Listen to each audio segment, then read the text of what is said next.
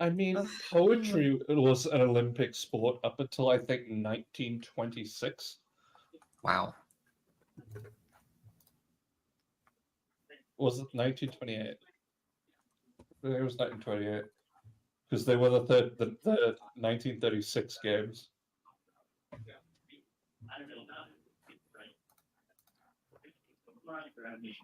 As we know, 1936 Olympics were the only non-problematic ones, ironically enough. Apparently.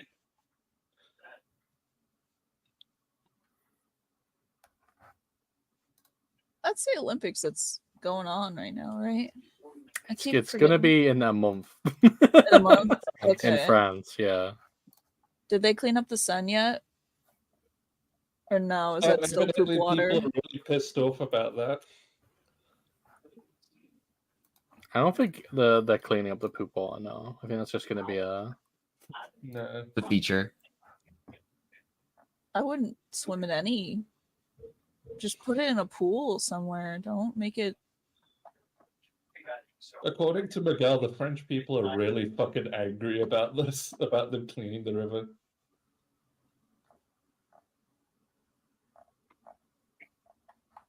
Don't force people to swim. Don't force Olympic athletes to swim in your sewage water. No, because they're mad at it because they're only cleaning it because of the Olympics, even though people of Paris have been demanding it for decades. My mom's cousin is a canoeing Olympic gold medalist. Whoa, that's sick. That's really right. Cool. Everyone ready to begin? Yes. No, obviously we're talking about the Olympics right now. Okay, yeah. No, don't let me interrupt you. I guess. Okay. We're on a schedule already. Olympics. Yeah. We did DADA last time. Yeah. I need to catch up spell attempts. Maybe Jess can help me out with that. Are you asking me, or are you saying? I am asking you. Pretty please, if you could. You. I can. Asking the universe.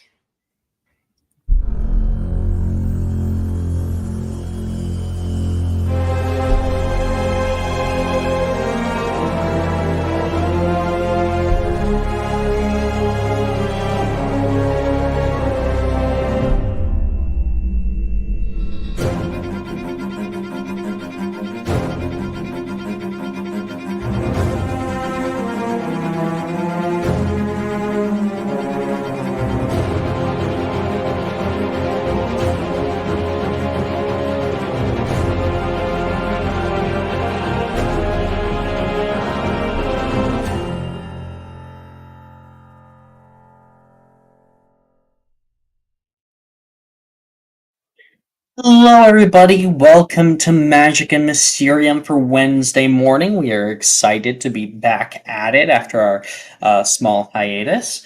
Last episode, we successfully started classes at Hogwarts School. We also had the time to start to get to know some of our fellow students who are all over the place. For some of our only new player, I'm sure it's a little bit overwhelming at times. I've heard that from the past.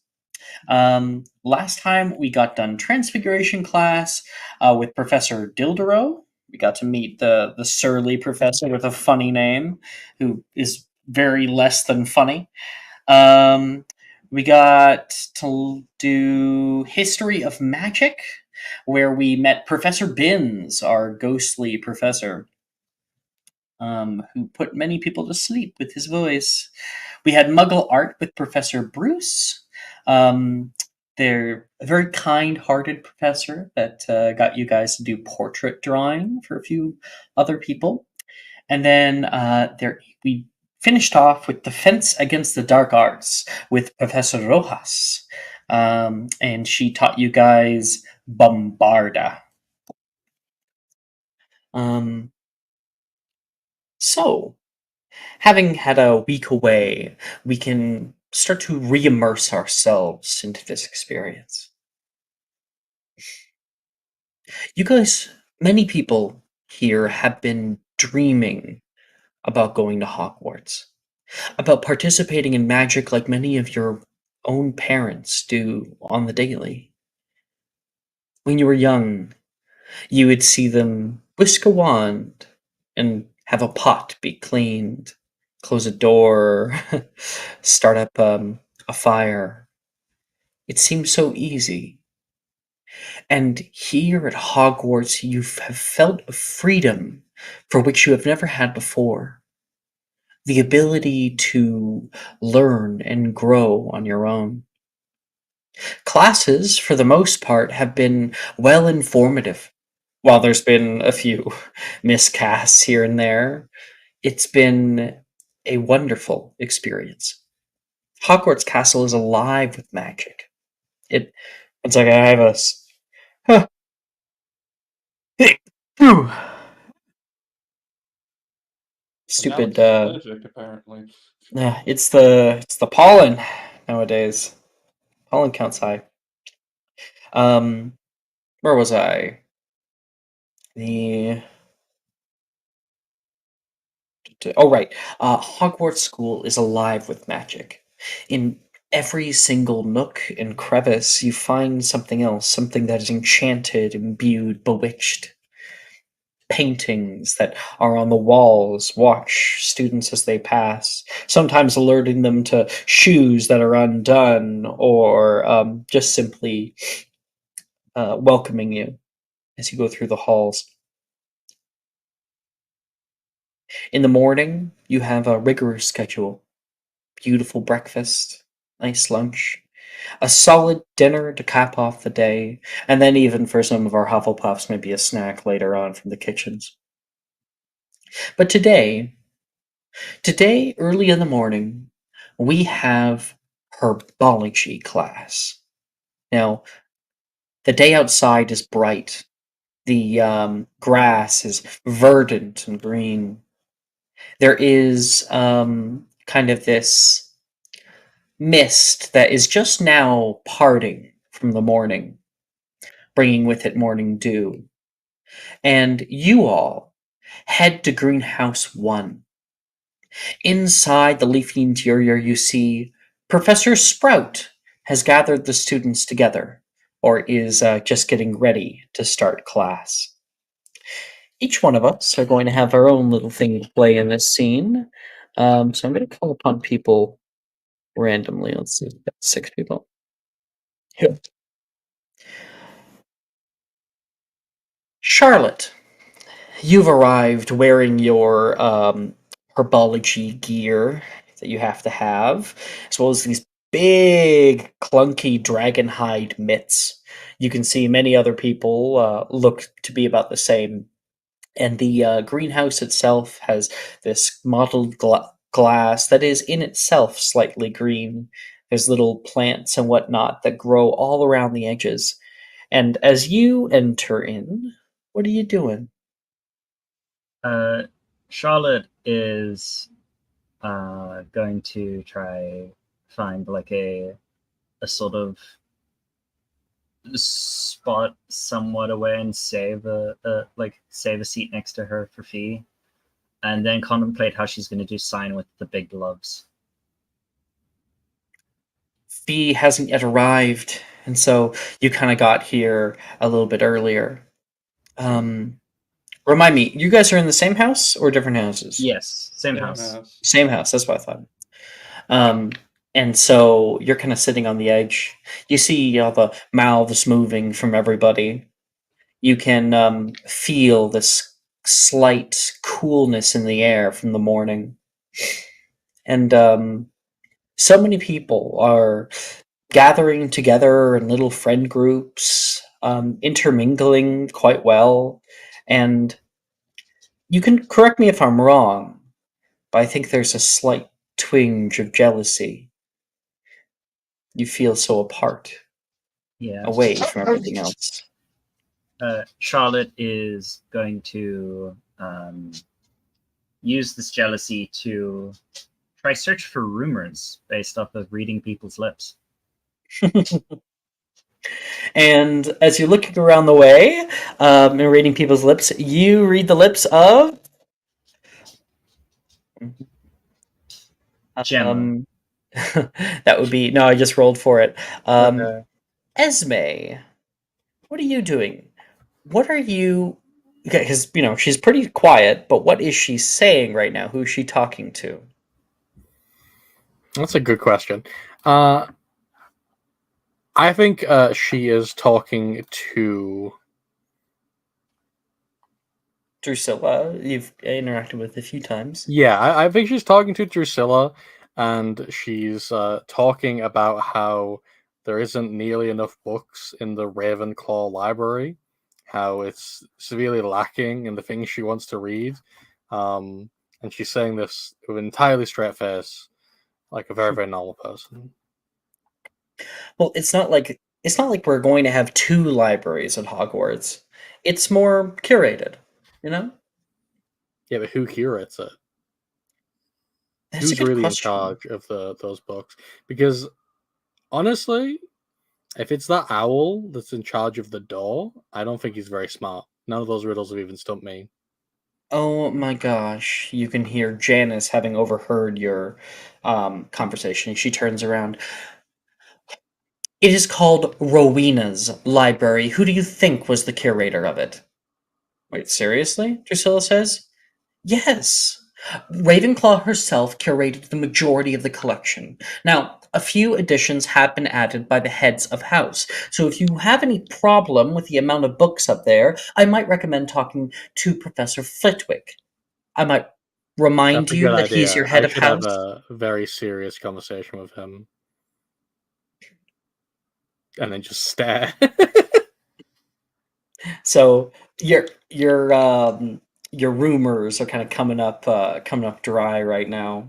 But it's nice to see Esme As interacting soon as with a they few started other talking people. about the library, she moved on. Like, this is clearly nerd shit. Fucking Raven. What I expect from Ravenclaws, right? Yep. Yeah. It is at that time that Aurora and Thomas enter around the same time together. Up to you guys if they're already talking when they enter into the greenhouse.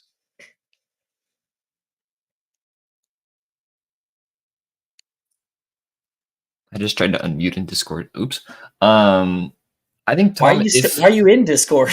No, Get out of Discord. because I have a hotkey that unmutes me in Discord, and I just habitually pressed it to start talking in here. Okay, that's fine. I think if Thomas and Aurora are talking, I think Thomas is like trying, because this is right after Defense Against the Dark Arts, right? It is the morning after. The morning after. Yeah, so it would be the next day. So you had DADA yesterday, late.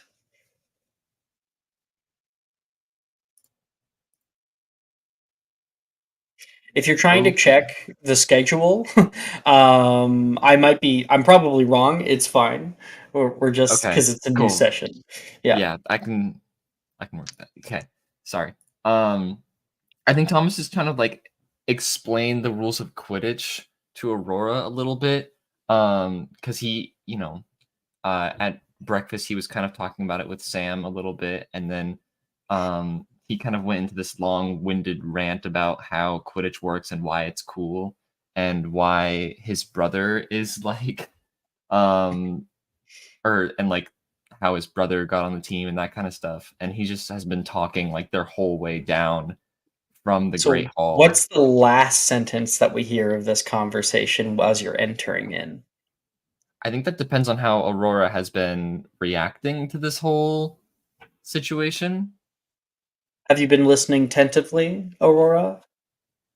I am so sorry that you got her as the one you're trying to explain this to. She has been participating in the conversation. She has been listening. She's been asking very varying questions, very simple ones, and getting them wrong, even though you just explained it.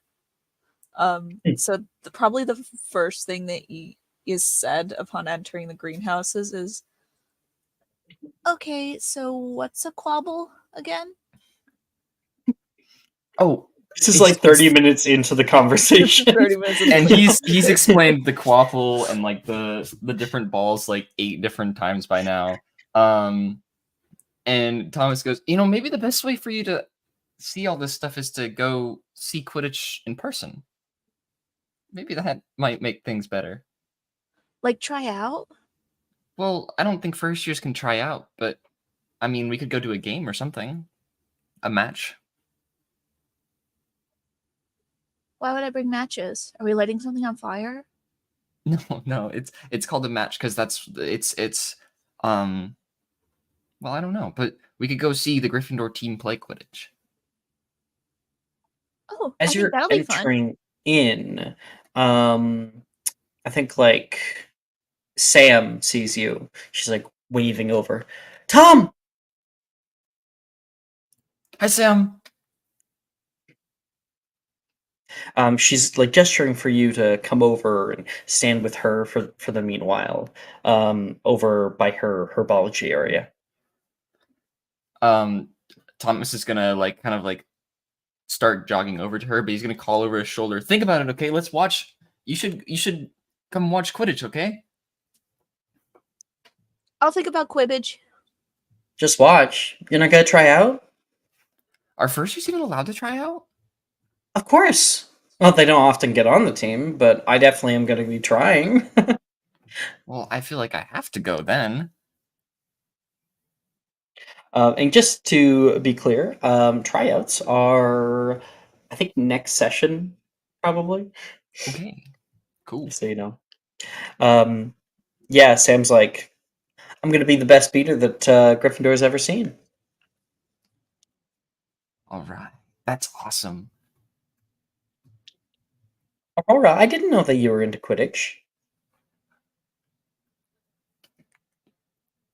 What's Quidditch? Oh dear. What? She looks toward like Thomas, and there's kind of this dumbfounded look on her face. Like, I thought you guys were talking about that when you walked in. Thomas And just shrugs. and our scene kind of fades over. Charlotte's been overseeing all of this, and that is when Fee walks in a little bit later than she would have wanted. He immediately just goes sits with Charlotte. Easily.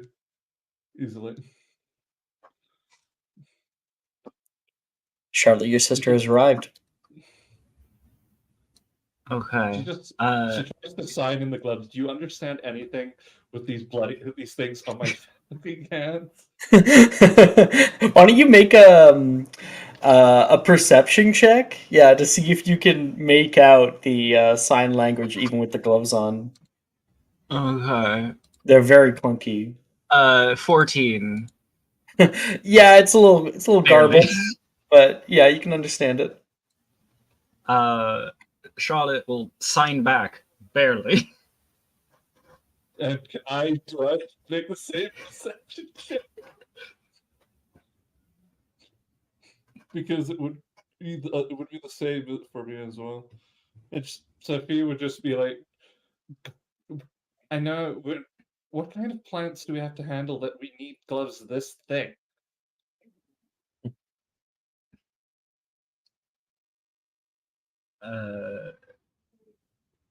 Are we allowed our wands in this classroom? You are, yeah. Okay. You're allowed wands Charlotte's just gonna anywhere. flagrate what she wants to say. Charlotte will flagrate. I don't know, but I'm sure the safety measures are for the best. Say, I'm sure the safety measures what? Are for the best. Yeah, sure. Totally. Like Jen, she's just gonna Jen. If you can understand a sign, she's just going to sign. It really can't be that bad. These things are heavier than, I don't know, like any other gloves I've ever worn. Charlotte will, at this point, giving up on reading the sign, will just read Fee's lips because Fee does talk while signing. Yeah. Will just flagrate back. I think it said they were dragonhide.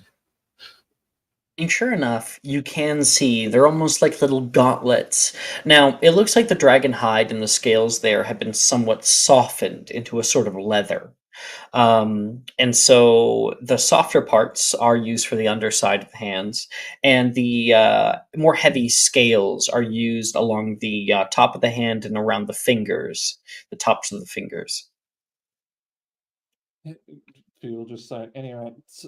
Sorry, I'm late. I was kind of trying to find a way around the gloves. You can hear Professor Sprout speak out. I see most of you found the greenhouses all right. Seems a few students are late, however. No matter, no matter. Today we're going to be searching the grounds for this flower.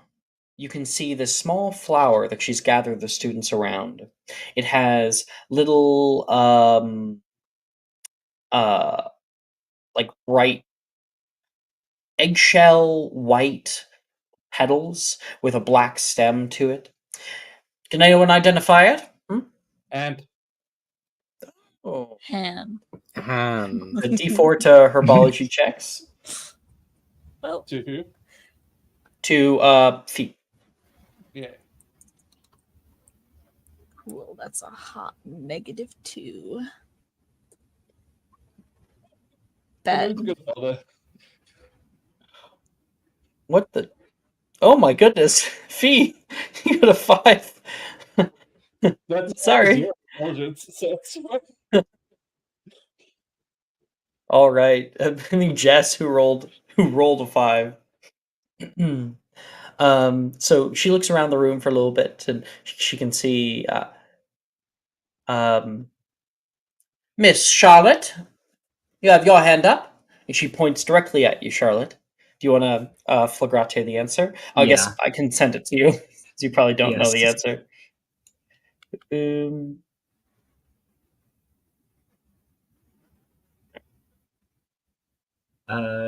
Charlotte will flagrate Asphodel. 5 points to Hufflepuff. Yes, Asphodel. I do hope you all brought your overalls and gloves. No, Miss Moreno, slacks alone won't do. You'll have to go back and change. And Taylor in the back is just wearing normal pants, and she kind of sighs and heads out to go change. As for the rest of you, you'll all be searching the grounds for this flower. She shows you all this small white flower with little petals. Asphodel, also called royal staff, is a curious little plant that grows naturally on school grounds, and it has many uses in both medicine and potion making. It particularly enjoys growing in shady, dry patches of earth, and can be dreadfully difficult to grow artificially. But that's something for 7th year. As for you all, your assignment today is to find one of your own from grounds. Now, picking it alone won't be enough.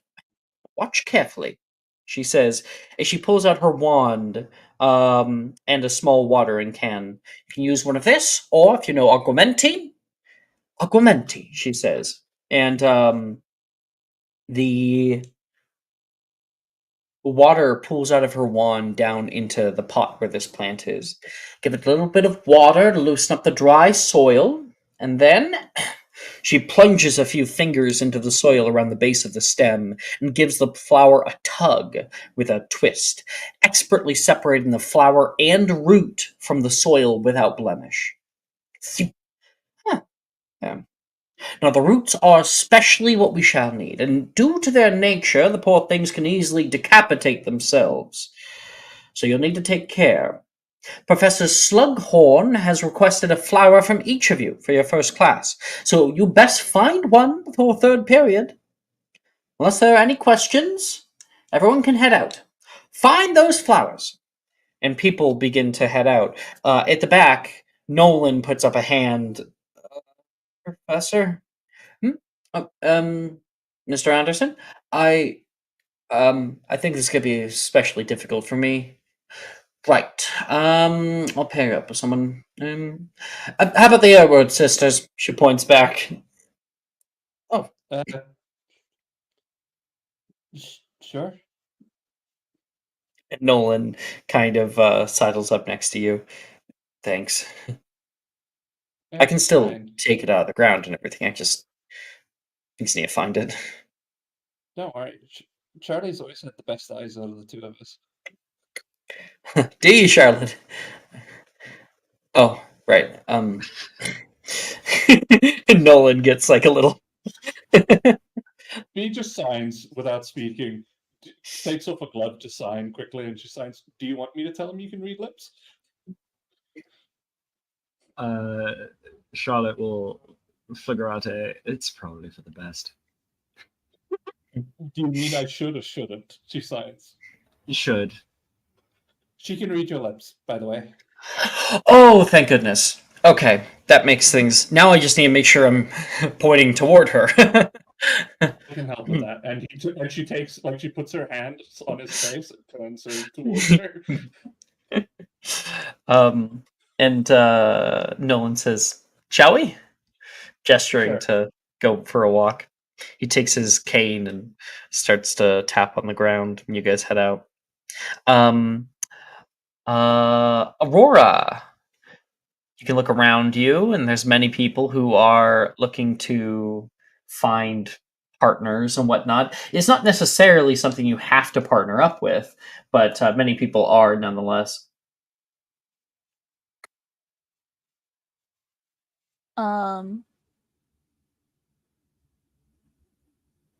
Much like a cat somehow finding the most allergic person in the room to be friends with, she is going to find the least likely to accept her and saddle up next to them. Would that be Gemma or Janice? God, that's a really good. Yeah, that's a really good point. And I don't think either of them would tolerate each other.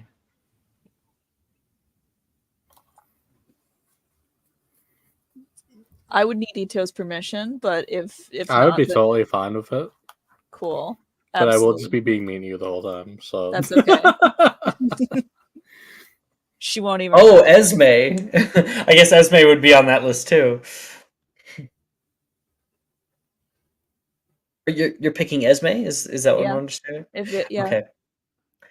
So Esme, when the class starts to filter out, do you immediately go off, or are you like just kind of standing, looking around for the first little bit?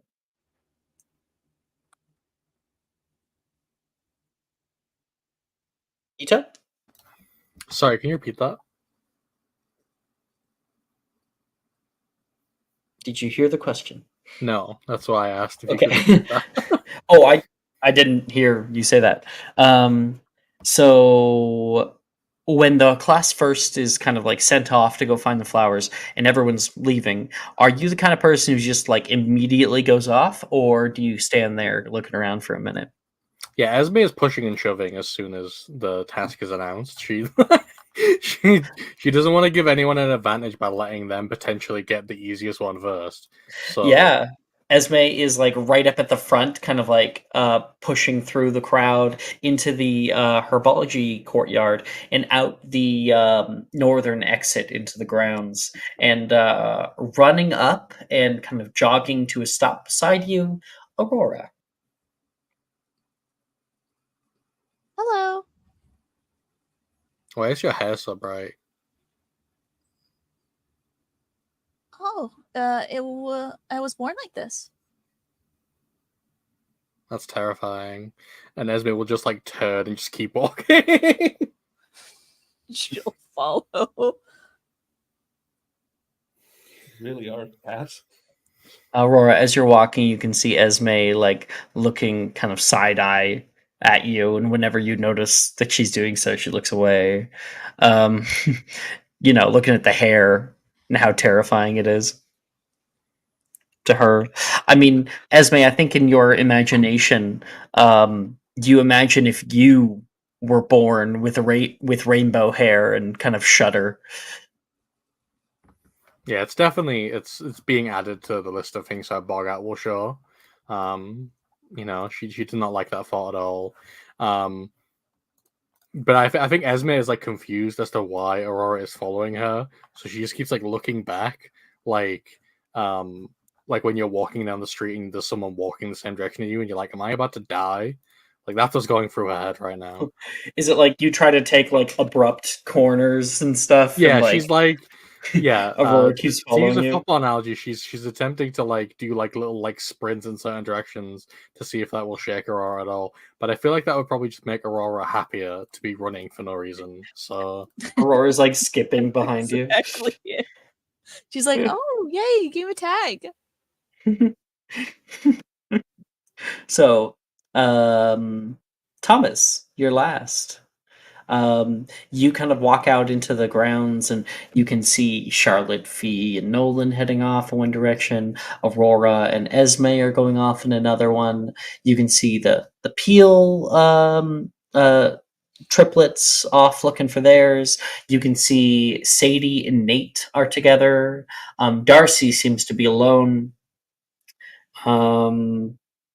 And plenty of other people from other houses. If there's anyone you're particularly looking for, you can let me know. I think I'm gonna go over to Darcy and kind of just like wave to her as I walk over. Hi, Darcy. Oh, hey! I was just trying to decide where to look first. It said shady dry patch. So Yeah, something like dark or something like like that. around a big tree, maybe? Maybe. Do you want to go look together? Oh, um I I guess a lot of people are going in groups. Yeah, why not? I hope they go in clusters. I'd feel really bad if I only found one. Yeah, we'll figure it out.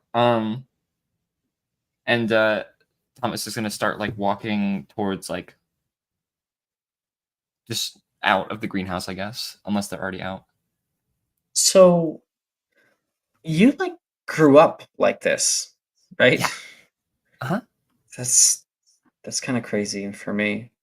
I What do you mean, think? finding wildflowers is no big change for me, but with the school and what potion ingredients really make potions? Well, I mean, yeah, potions are a thing. I mean, my dad used to make potions for something. I think it was for his job or something like that. But, I mean, there are so many cool things at Hogwarts, and I mean, potions is um one of the more boring ones, I think. But yeah, you can totally do that. I mean, look at this place, and because they're kind of like walking away from Hogwarts, right? Yeah, you're on the northern grounds, so you can see Yeah. the whole castle and like kind of rolling fields. You can see the Quidditch pitch down the way. There's battlements, and up on the high hill there is a tower, the Owlry. There's I also the think lake.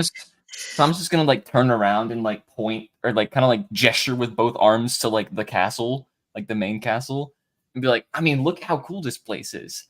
And potions is underneath all of it in the dungeon. But I mean, there's a lot of stuff here. And I think it's cool. My brother went here and I kind of always knew I was gonna go here, but I think it's really awesome to be here finally. It's weird talking to all these students who just seem like they already kind of know everything, and I feel so behind. Like I mean, we're I all didn't grow up with students. any of this. I I honestly thought that magic was make believe for a really long time, and it's kind of embarrassing now. Well, muggles are kind of mm, well, I don't know. I mean, I can't imagine not growing up with magic, but I mean, it must be cool to be here, right? I can't imagine growing up with magic, so I guess we're in the same boat. But now, yeah, we're here. She gives a little sigh. Um, Do you know why? You know, I've never heard of this.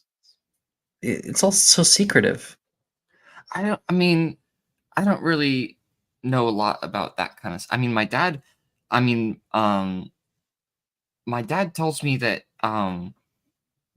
there's a lot of spells and stuff that keep Muggles away from places like this, and they just think that it's like a big cloud or something, or some sort of like spooky like haunted house or whatever. I think there's this place in America that like is like in the middle, is like really close to a city, but the Muggles don't know about it. Like it's like on top of a mountain or something. So there's lots of magical ways to keep this stuff secret. Does that make sense? It's insane. Utterly insane. Wow. Oh, hey, is that? She maybe sees a flower.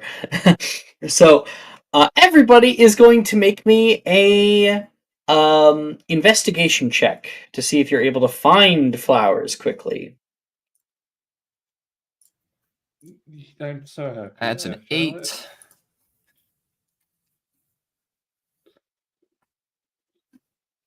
I am so happy I have Charlotte. I don't think Charlotte's helping with this roll. I'll roll for Can I- Darcy. Me too. I'm so Can I use sorry. my inspiration on this roll? Of course you can. Yes. Cool. Do I still have yep. mine? I think I've used mine already. You rolled an 18. I got it yes last time. I'm wondering. The if I- herbology check is more important for your grade. Yeah. 18 is just fine. Well, finding it is necessary for the. Yep. I have If you just- fail finding it twice, then you don't get one. I have just as much chance of rolling high on a herbology check as I do as a fucking investigation check. Okay, my food is here, so you guys can make that, and then you guys can make a herbology check. I'll be right back. For a moment, the world goes stagnant and silent as you all exist purely on a table. This figures. All right, all he's realize that gone. you turned into It's time for Ito movie recommendation hour. I know you've all been excited. Oh no! So, Not the 2. one of the best movies I've seen in the last couple of years. Gotta be Hundreds of Beavers. Check it out. Network This It is a is movie? not pornographic. They made a vaudeville movie in the 2020s. Is the only way I can describe it. What in the Sure. world? Nice is natural this? 20, Jess. Why is there a website for it? Natural I'm 20. gonna give my. Can I have a D4? You can have a subscriber advantage. Thank you. 2. It's very good. I rolled really bad on investigation, but I actually got a Can I- decent I'm herbology still roll. adding my guidance D4 to this because I have that. I have the ability. 11, at least it's average.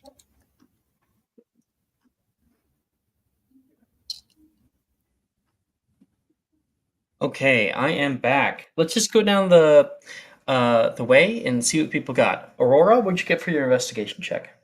I got an 8 for my investigation. All right, all right. Thomas? I also got an 8. All right. And then Charlotte? 14.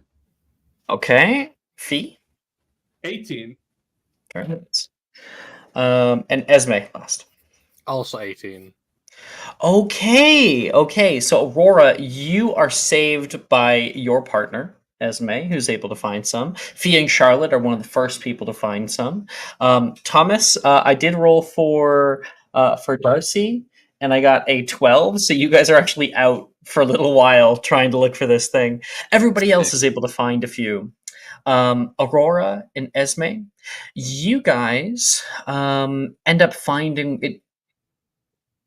It takes you guys a little while because Aurora is too focused on playing tag or something, and you end up finding one along the side of the Transfiguration classroom, like on the outside. It's little white flowers that are springing up along the wall, vines that are running up nearby it. And you guys may make a herbology check. Okay, I made one. It's 14. You asked Okay. us to do it when you left. Yes. Just in case you didn't, I need to make sure. Esme 14. Okay. You're able to actually let's see how Aurora does. Aurora? Natural 20. Oh shit. Okay. So Esme, you finally found one. You just want to get this over with. You go down to pull it out, and Aurora kind of like puts a hand up. Aurora, did you bring a watering can or do you have augmenti? She brought a watering can.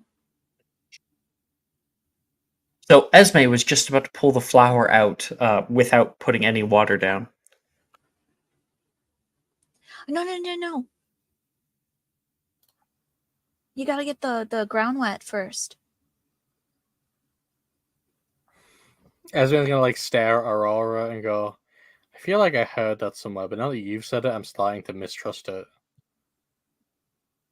That's fair. I say a lot of things that don't end up happening. Yeah, the sky didn't actually fall tonight, which was, I mean, a little disappointing, to be honest. I'd gotten interested in the idea of that happening. Anyway, just pour the water on it, it's fine. Okay. And she'll like grab the watering can and she does this thing where she kind of, when she goes to pour it, she like kind of wildly moves it back and forth. It helps if you simulate rain. Does it? I think so. I get that kind of vibe. And she's just like moving it wildly back and forth as it's sprinkling. Yeah, Then- Esme's eyes are just darting from like the flower to her to the water to the flower, like she's pretty sure none of this is true. And then Esme, you see Aurora like get down into the dirt on her knees, place her hands gingerly down, push them down into the soil, just like she saw Professor Sprout do. With a twist and pull, she gets a impeccably perfect flower and root with all the little philia that come off the root stems. Esme, seems like she has a touch. Maybe she had a point. Maybe you can get one just as good. It's probably just a fluke, but you will pour the water on it anyway. Aurora, With all the colors, she was bound to have a green thumb. But are you Gryffindor? Or? She's Gryffindor. 5 points. Okay, so Esme, you get down and try to do the same thing. Kind of feeling a little hopeful after seeing Aurora be able to do it. And Esme, you go down there and you go to pull just like you saw Aurora do, and your flower comes out, and you have just a little bit of root, and one of the petals falls off.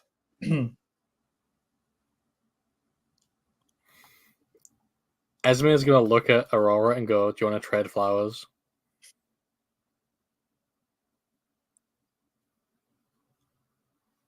Oh, no. My mom said whenever like we pick the weed, that you always go for the best one. You don't take less. I'm sorry, what? I'm not even gonna ask any more questions about that. Honestly, that's So, in the garden. playful. Esme just turns around and shakes her head. You're gonna get your mom fired. Yeah. The problem is Aurora says things constantly, and she knows that she says she doesn't know that she says it the wrong way. She says the wrong thing all the time that no one can even be sure that what she's saying is correct. I have to get just a little bit of water. I'll be right back. Again, the world disappears, and you turn once again to the figure sitting on the table. The horrifying is you watch as a group of people sitting around this empty of this table with a hand-drawn map are just sitting there, waiting, looking out to the front head of the table that has been abandoned. Half-eaten food. Anything that comes out of Aurora's mouth is just like Schrodinger's fact. It could be true or false. You don't know until you ask someone else. It's basically that it's basically one always lies, one tells the truth, and I am random. One tells Inside the you, lie. inside you, there One are two always- wolves. One of them is gay. And the other one is also gay. Inside you, there are two wolves. They are both gay, just differently. Apologies, Ito, but I'm thank back. you for allowing me to come along with you. No need to apologize. It's very funny. Although I do curse you for getting that funny. That is I love evil of you. I love the juxtaposition for you two. They will one day be the best of friends. And worst of enemies. Meanwhile, Charlotte and Fee, you guys were out.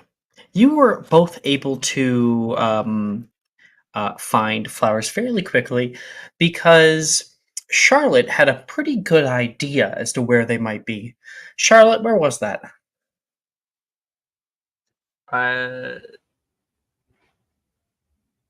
So probably somewhere under a lot of trees, but far away from like water because it needs to be dry and shady.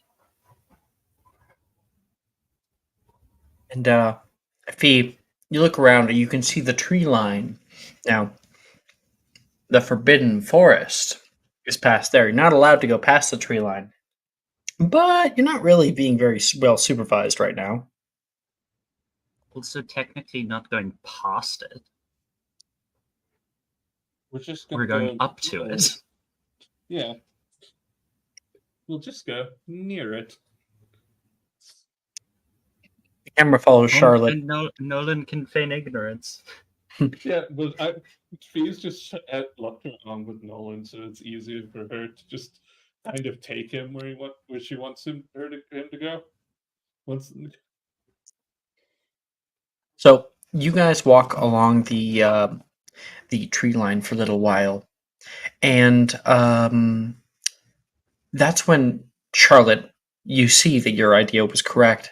You can see a little cluster of white flowers, probably 30 feet into the tree line.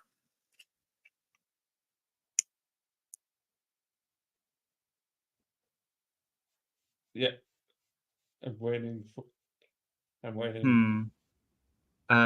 Seeing as he is on guide/guard Nolan duty, she's gonna sort of point out to it.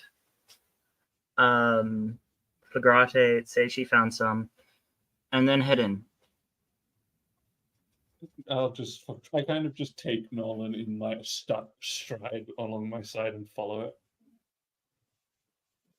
Unbeknownst to Nolan, he is being Walking up put into He's the breaking Forbidden several Forest. school rules. Mhm. Come on, she says. There's a few flowers up by that tree. Oh, thank goodness. I didn't think my feet could take it anymore with all the walking. Yeah. You guys kneel down and start getting to work. Let's see those herbology checks. Fee? 11 total. 11. All right. And then I got 19. where are you on this thing? I'm at the bottom. Charlotte. Oh, there we go. 19. Okay. And then we'll see for Nolan. Herbology is 6. So pulling your little flowers out, Charlotte, you're able to get one that is pretty perfect, almost there. Meanwhile, Fee, you get one that's acceptable, one that will probably work for the purposes of potions class tomorrow. I mean, the next period, but it does only have the main root cluster and not anything else from it. Good enough. She's not a good student. Well, Nolan tries fervently to work on it by himself. And Charlotte, I'd like you to make me a perception check at disadvantage. Okay.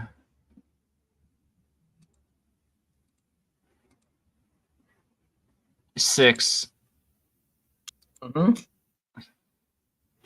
Charlotte, because she does not hear, cannot hear the rustling in the bushes from behind.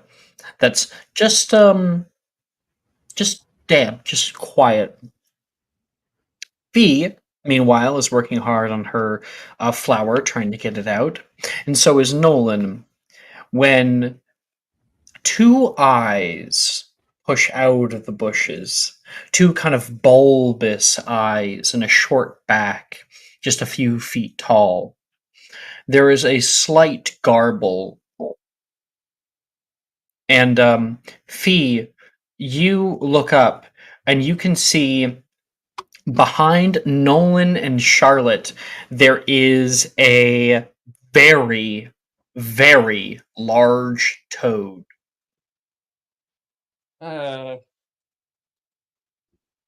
She's gonna try scare it off. Ignis Lunas just in front of it, so it has like a blinding flash, but doesn't take any of the damage. Make a intimidation check. Got it. This won't go well. Dirty 20. Nice. So, Charlotte, you can see Fee suddenly stand up and like her mouth opens like she's yelling. She flicks her wand out and there's a bright flash of light. Nolan like startles at the sound. You startle at the at the light, and there is a heavy garble, and this thing leaps away. It leaps nearly 5 feet into the air and hops off further into the forest. Well, he wouldn't use her wand at all. Oh, yeah, sure. The hell was that? Frog. I'm sorry, I thought you just said frog. Yeah, it was just a really, really big frog. Unbeknownst to either of them, it was looking at them quite hungrily. It was just. Yes, never mind. You get your flower? Yeah, or what's left of it. Charlotte will probably show Fee her flower. You're always smarter than me anyway. She says that very jokingly, like smiling. You guys head back together. As you can hear the class bell ringing off for lunch, echoing over the skies above, and many students who have their flowers are heading off to lunch. Meanwhile, Thomas and Darcy have yet to find theirs. Oh, you've got to be kidding me. We're going to miss lunch. I mean, it's just a lunch bell. Are we gonna get in trouble if we don't go? Or should You we can hear flowers? Darcy's belly garble. Oof. Maybe we should. I mean, we'll still have time after lunch to look for a flower, right? No, we have post class. Oh. Okay, think. Why don't If I were a flower, where would I be? Well, we haven't checked under that bush yet. Under the bush, like it's gonna be just under the bush.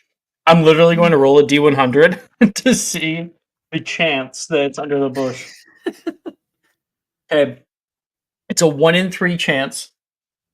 Oh, that's pretty good. Call a 1, 2, or 3. Thomas. 2.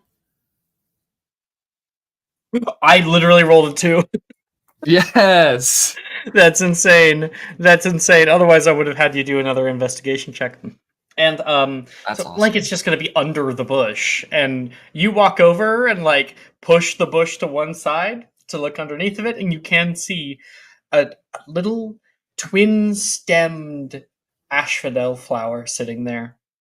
Oh, see, I mean, it's dark and dry. I think that's all we really needed, right? Darcy goes into her backpack and pulls out 10 pounds, hands it to you. Oh, thanks. I think Thomas would recognize this is Muggle money. Mhm. Even though he can't really do anything with it. I think he's enough of like a social butterfly to know that this is like a token of like thanks or whatever. So I think he's gonna It's just like, like you were he's not right, gonna I was wrong. Here's 10 yeah. pounds. he's not gonna say anything. He's just gonna tuck it into like his pocket, and then like reach down towards like get on his knees towards the flower. Damn. You've got to either see the future or be the most luckiest man in existence. I like to think that I'm lucky. And can I attempt Aguamenti? I've cast it one time. You may. Right. Okay, cool. I would like to do that again if I can figure out. Don't fuck Oh, it up.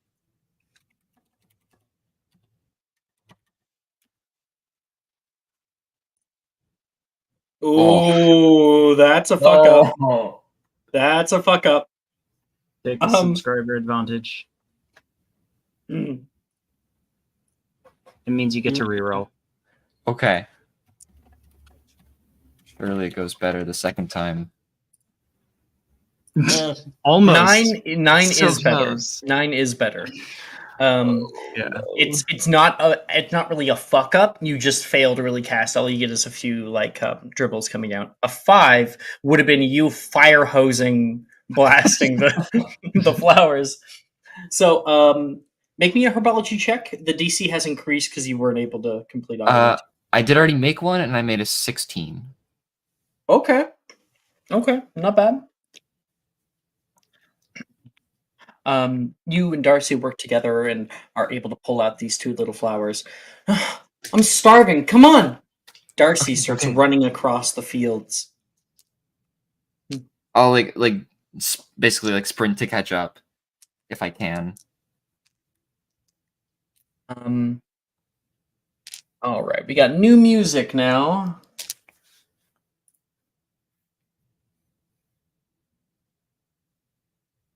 Second, sending to you guys.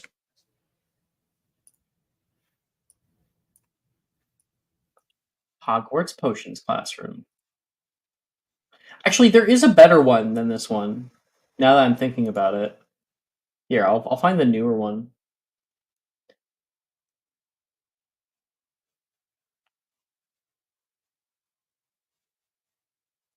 There we go.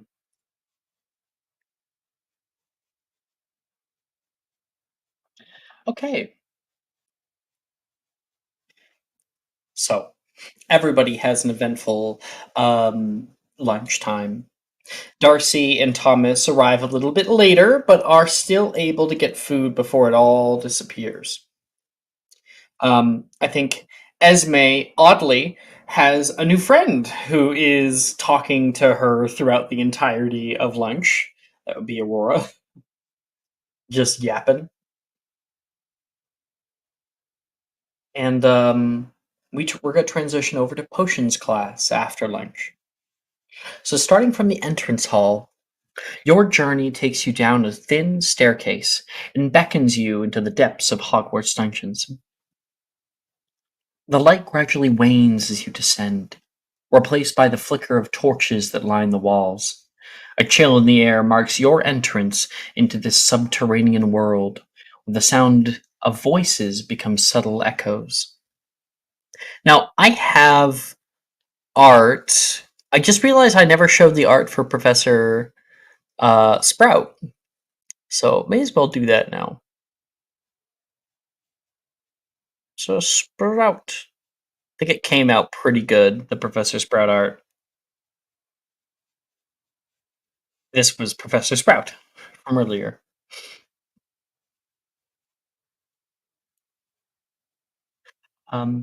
Reaching the entrance dungeon, another set of stairs continue down into the unknown, leading you through a long, curved hallway. The walls here are damp and aged, and the path winds deeply, guiding you further into the depths of the castle. Eventually, the hallway reaches a T intersection, and you turn right, furthering your journey through the northern dungeons. The atmosphere grows dense with humidity as you approach the potions classroom, the sense of herbs and alchemical concoctions teasing your senses. The potions classroom itself is a wonder to behold. Wooden tables adorned with cauldrons and vials stretch across the room, surrounded by shelves packed with ingredients both common and uncommon. At the helm of this magical haven stands Professor Slughorn, and I've got his art. He's a portly man with a rosy complexion and eyes that sparkle with wisdom and an odd youthful energy, despite his old age. He's clad in fine robes, and his presence radiates warmth and charisma. His movements are cheery as he turns toward the entering students. Ah, come in, come in, take any seat. You may all address me as Professor Slughorn. Now, I do hope you all brought in your Asphodel roots for class today.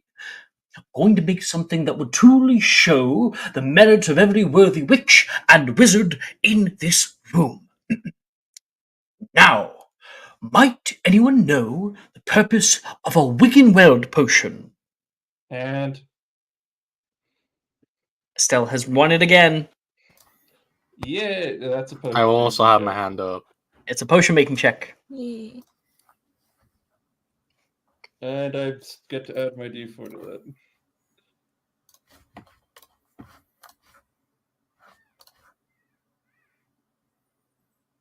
that. 23. Ooh.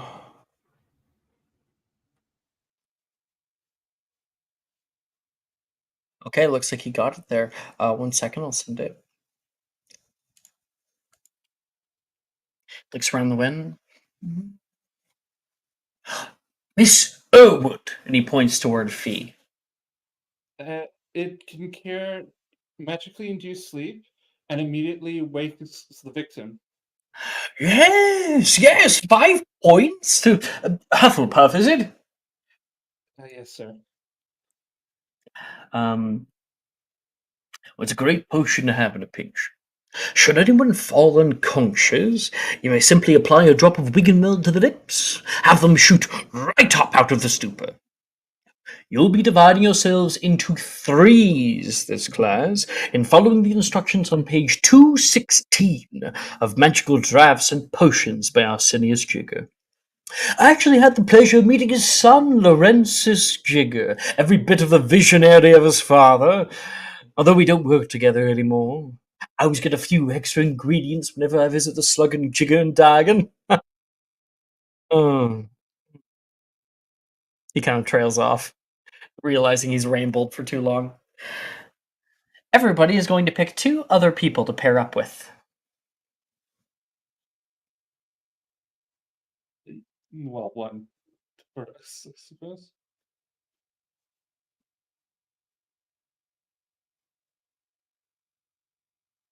Who do you want to pair with, Charlie?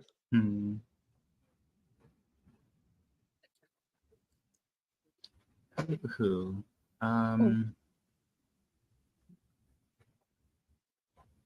about just someone random?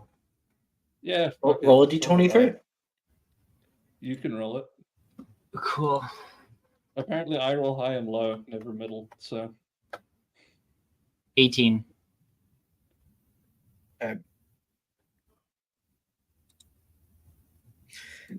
Okay, so the 2 of you guys sit down at a random table, and there's a girl already there. She's got short blonde hair. She turns toward you.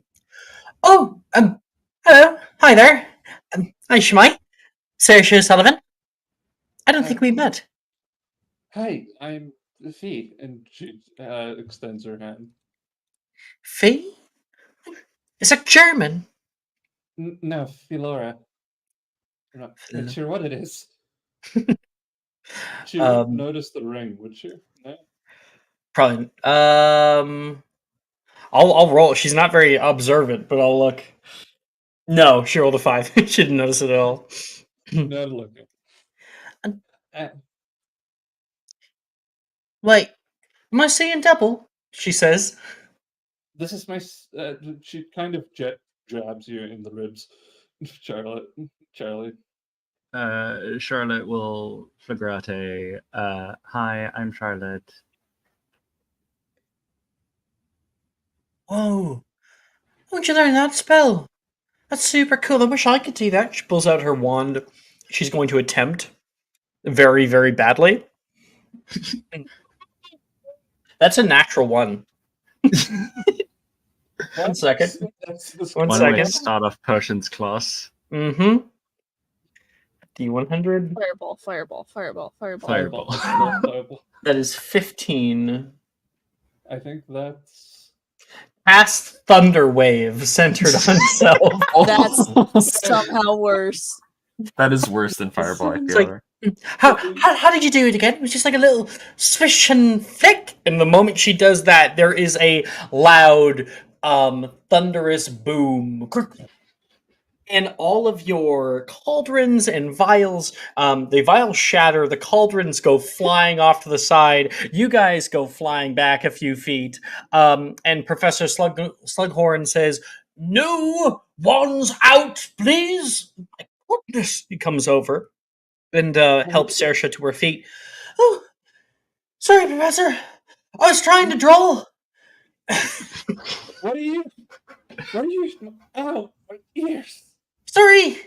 Sorry. And he whisks his wand, and all like the glass that had shattered comes back together. The cauldrons fly back into their positions, and you guys are lifted up off the ground. Clean yourself off. Yeah. What? Normally, the What? explosions come from within the cauldron. What are you saying? Sorry, sir. He's going to test your hearing. What does he roll? What should Which I- does come back. So you can hear him. It's just like a high pitched, tinnitus in the ears for a second. Oh. Sorry, that was very loud. So that's Fee, Charlotte, and Saoirse together. Thomas, what about you? Do you want to roll at random or? I think that this is the only class that Thomas has been like truly dreading.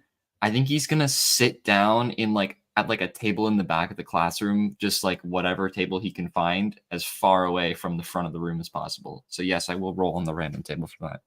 All right. Roll me Is it still- 1d23. Actually, yeah. Make it 25. If you can. 25. As a 25.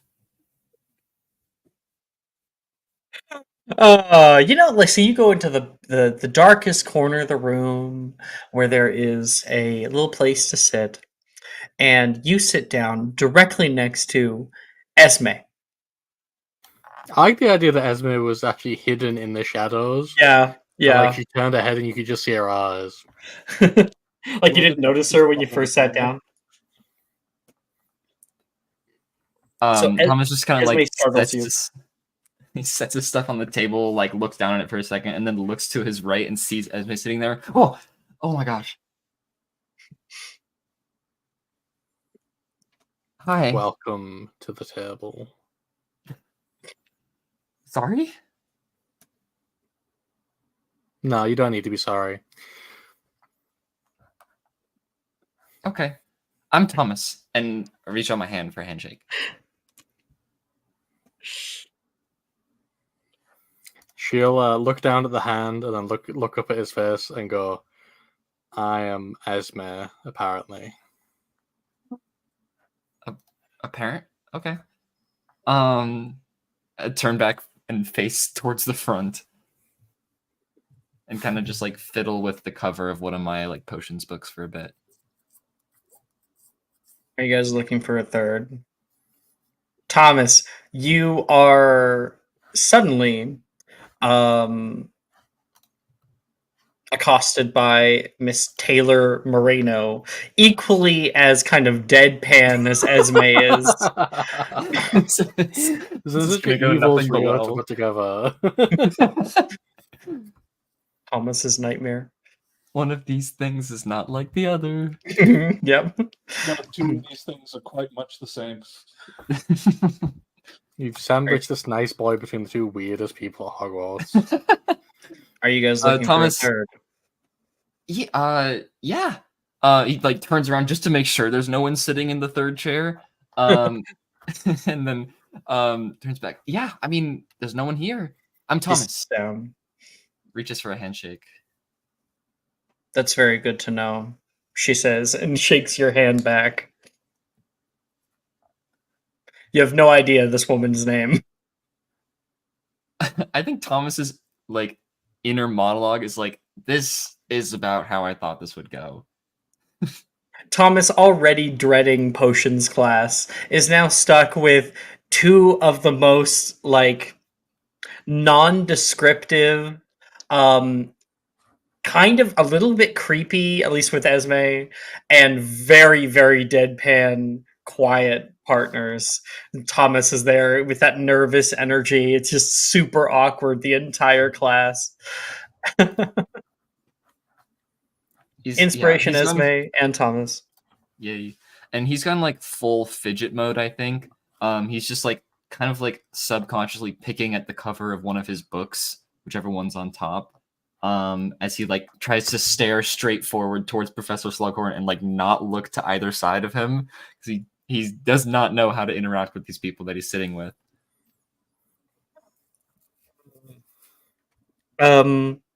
Meanwhile, Aurora, who are you partnering up with?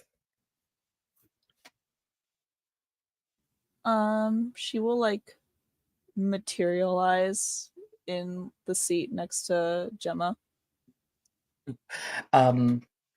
Gemma is like, "Where's Taylor?" She says toward Ernesia, who's also there with her. I don't know. I saw her like a minute ago.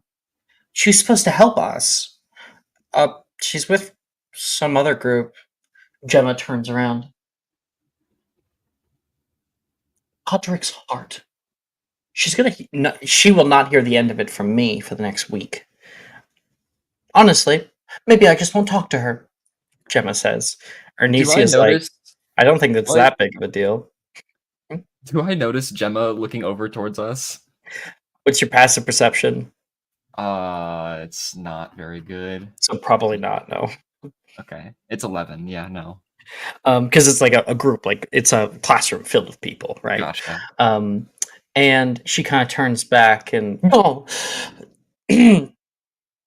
unicorns fart. What? Who are you? I sat with you in Transfig and also the Muggle art class. I've never seen you before in my life. She says, not truthfully. Hi. Ernesia's like, hi, Aurora. Hi, Ernesia. Catch any bugs lately?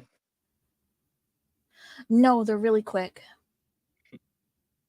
I got a grasshopper last week. I thought I was going to catch a butterfly today, but it looked like it was about to die, and I thought that it should spend its last minutes free. Oh, how nice, Gemma says, kind of like awkward, and looks back toward Ernesia. You find a group yet? Gemma says. Aurora looks down to like the seat that she's sitting in, like at their table. Yeah. It's kind of why I'm here.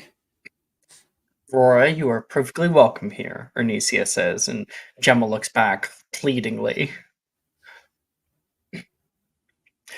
And Ernesia's like, got the ingredient list?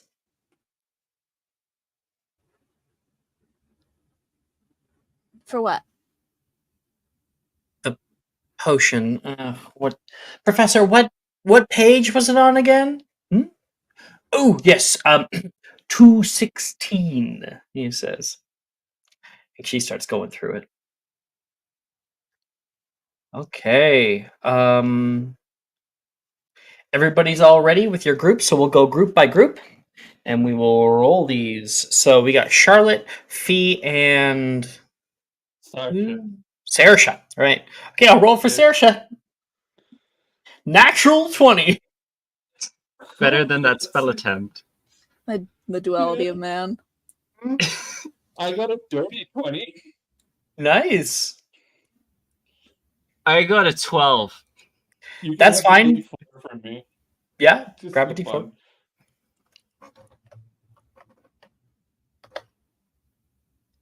It 15. All right. So your partners are certainly able to bring up your grade from where it would be. All of you guys end up with an O. 5 points are given to Ravenclaw for Saoirse.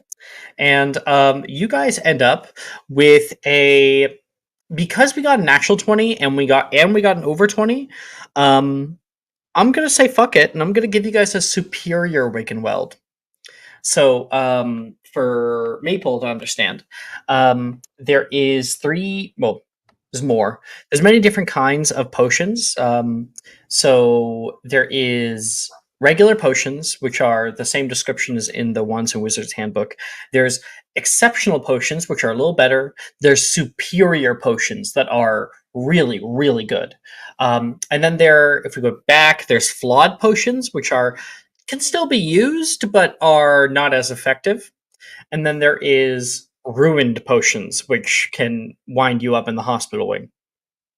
I Wonderful. managed to somehow, one of my characters created a potion of summon bloatfly. Yeah. Oh, yeah. How is that going? Don't we have one of them in a fucking I'm- jar? I'm figuring out how best to use it. You could just force it down someone's throat. Oh, that's terrifying. So So you guys get a superior potion. So normally a Wake Weld potion, it awakens somebody from a magically induced unconsciousness. Now, an exceptional will give you 1 HP on top of that, so it even works for non-magically induced unconsciousness. Yours gives 10 HP and makes you immune to unconsciousness use for that. like 10 minutes.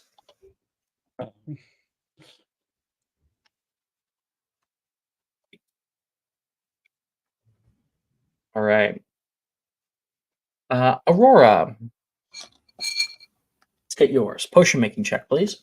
Potion making check. So Ernesia got a 21 and Gemma got a 8. Aurora got a 17. Okay. So we get right there in the middle with an E. Gemma nearly completely destroys your guys' potion. You end up with a regular Wig and Weld. Do I Sorry. get I can't remember. Do I get anything because of the perfect asphodel flower? Oh, you got the nat 20, right? Yeah. Roll at advantage. Okay, I just wanted to ask, just in case it did or didn't.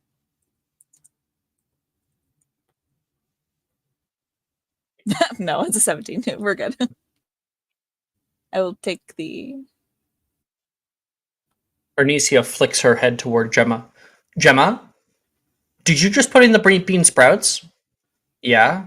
That's not till step 16. We're on step 8. I'm so sorry. Aurora like plunges her hand straight into the pot and like pulls them out. Saved it. Thanks. Gemma says, she looks horrified, looks down at the potion, says, I'm not drinking that. I washed my hands before doing it. That's Aurora, you need. Okay. Thomas and Esme. I'll roll for Taylor. Natural 20. 21. And I had a 19. 21, 19. With that natural 20 again, you also get a superior. That's crazy. I've never given out 2 superiors before.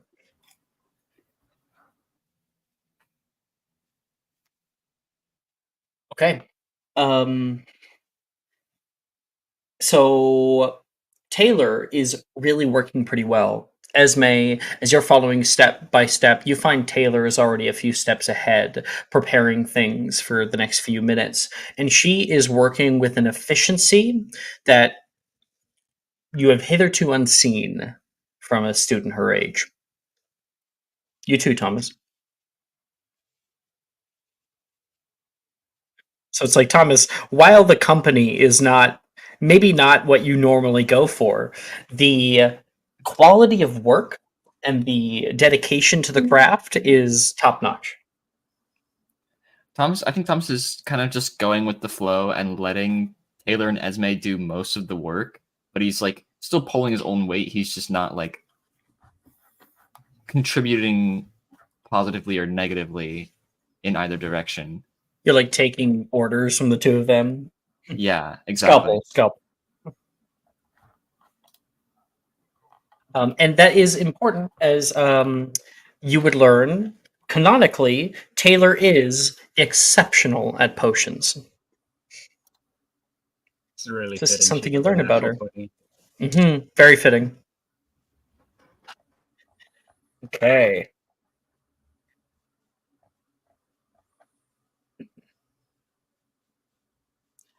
Potions class comes to an end, and you guys can all hear that heavy bell, kind of muted from being far down into the dungeons. Professor Slughorn looks around and starts testing out a few different potions. He really enjoys both Fee and Charlotte's potion as well as Thomas and Esme's potion, and gives them both 5 points. So we got 5 points to Slytherin and 5 points to Ravenclaw. As the first 5 points given to Slytherin this year. It's What about the almost like we don't have a -30? Slytherin. Oh, do we have a Slytherin? Not We did. currently here. Not here. Wait, but no points for Gryffindor? For Nope. Thomas? Okay. You didn't get a nat 20. Yeah, No. That's crazy. the roller of the net 20 gets points. So basically, Alex earned Ravenclaw and Yeah. Slytherin points. Is Slytherin still in the negative, by No, they're at 5 points now. the way? Okay. Did I give negative points earlier? Yeah, when we had Brooke for a while. Yeah, They Brooke must have argued clawed their her way out. multiple negative points. Yeah, they must have clawed their way to 0. Okay. And as people are exiting out of the classroom, Professor Slughorn is waving people out, congratulating them on the day. Very good to see where everyone is at. This is going to be very useful for when we're moving on forward, what I should be expecting of each and every one of you. And people are checking their schedules. And if we just pull this up for a second, the actual class schedule here. Reference class schedule. Here we go. Astronomy.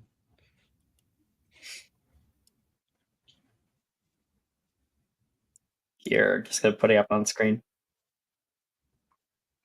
Yes, Hard. you can see on Tuesdays after potions class, there is astronomy class. And where is astronomy class? Well, you're currently in the dungeons. Astronomy is at the top of the astronomy tower, 7 floors up. Guess we better start sprinting. Here we go again. You have 15 minutes to get there. Who decided? You guys move up a coiling staircase and exit out onto the Oxford building, taking a left-hand turn and moving into the astronomy tower courtyard. And when you get there, Thomas, Aurora, you guys can see Wilfred looking straight up at the astronomy tower. It's just this like looming monolith above you, and he looks like he has dread on his face. Aurora's stretching her legs. Come on, Isn't Wilfred. it like on the No 7th pain, floor? no gain. I'm just wondering if my dad will let me off the hook if he gets called that I skipped this class. You know, You're gonna go to this class? You're gonna skip this class, but you went to potions, Wilfred? Potions is easy. And it's fun. Look at what I made last period. And he pulls out a potion that is in no way the correct color. Whoa. Is it supposed to bubble like that? I have no idea. That's the fun part about it. I have a feeling it'll suddenly wake someone up from sleep. Yeah, but I also don't think they'll wake up they'll wake up for much longer. They'll never wake up again. Fee, you guys can see Fee and Charlotte enter into the astronomy tower courtyard. Oh, why? This is the one thing I've been looking forward to all weekend. Why? Aurora, if you want to go up there, you be my guest. But I have heard that people have died up there. Whoa, cool. It's Hogwarts. Like- People have died everywhere. That's not a good tagline for the school. It's Hogwarts. People have died everywhere. It's true. This Especially is the great. How is aqueduct this school courtyard. still open? Yeah. This is a school still open. People have died everywhere here. I think Okay. with that little tagline, Thomas is going to start jogging up the stairs. Like he's in good shape physically for an 11-year-old, so he feels great Form. after climbing halfway. He's going to keep going. Oh, you're gonna see. Esme, you walk up, hearing them talking about how someone died up there. What did they Yeah. die of? I don't know. Hitting the pavement, I think, somewhere around here. A broken heart. More like a broken skull. Yeah, you're not Charlotte will surviving a battle like flagrate. that. If they died from a broken skull here, then they didn't die up there. That is true. That means it's safer up there than it is down here. Maybe they experienced soul death, I don't know what that means. like shortly before hitting the ground at an incredibly high speed. What are you on about? I'm not on anything currently. You should be. No one thinks the Well- way I. If I die, it won't be in as stupid a way as that, and Esme will just start sprinting up the stairs. What's everyone? What is wrong with this place? And he's just gonna start walking. Everybody, roll me an athletics check, please. I'm actually good at this. Can I do something else like a dex check? No. Acrobatics, con save. No. Charlotte is going to use encouraging words on Fee by just sort of encouragingly doing rooting, like with hands. So like, yeah, no, that makes sense. Yeah. 21. He's too tired to help you.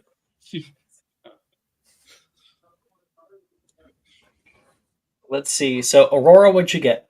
21. Very nice. And Thomas, you also got 21? I got an 11. Oh, okay. So, yeah, Thomas, but halfway up, you're starting to get real tired. And then running up beside you is Aurora on your left. I think Thomas, when Aurora passes by, he's gonna like try to jog a few more steps and then just slows down again. Come on, Thomas. Practice for Quidditch. This is a little bit of a different skill set, but we're almost there. Wait, Thomas. She knows what Quidditch is. It worked. I I'm knew she learning. learned something. Quidditch is a sport. Sorry, what was that, Maple? I forgot what I said. I'm gonna be fully honest. Charlotte, what'd you get? 9. Yep. Fee? 8. Yep. Esme? 6. I feel like for Esme, it's because she's like gone slow the entire time. You know? I think Never that tried is because for she has reverse very speed. short legs, and so Like it's short just legs. kind of sad. Like she's clearly trying. Each step is like 2 steps. Exactly. The astronomy tower stairwell is an exhausting climb. After 7 flights in a single go, everybody except for Aurora arrives heaving and panting. I'm People gonna collapse kill- on the ground up there. I'm gonna kill whoever wrote the schedule. Do you want a pixie stick?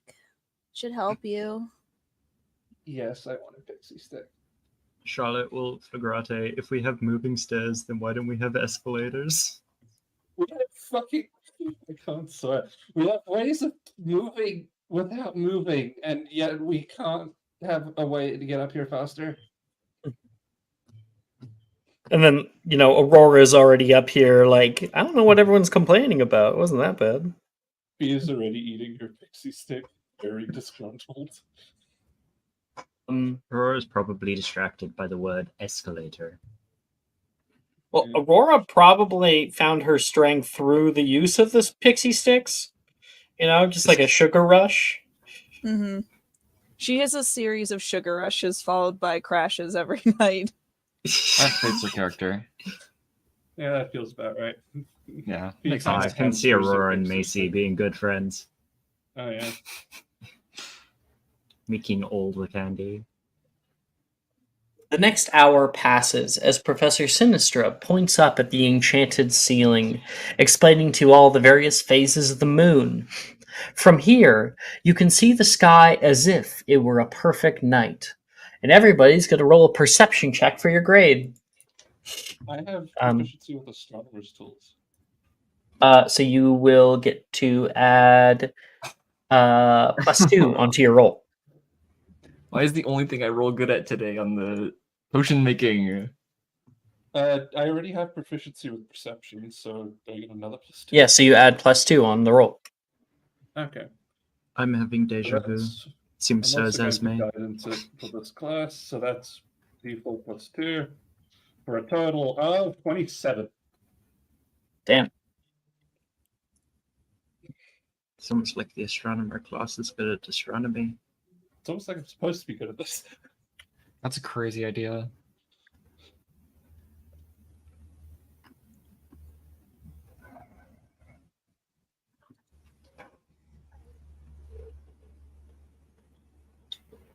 Hey.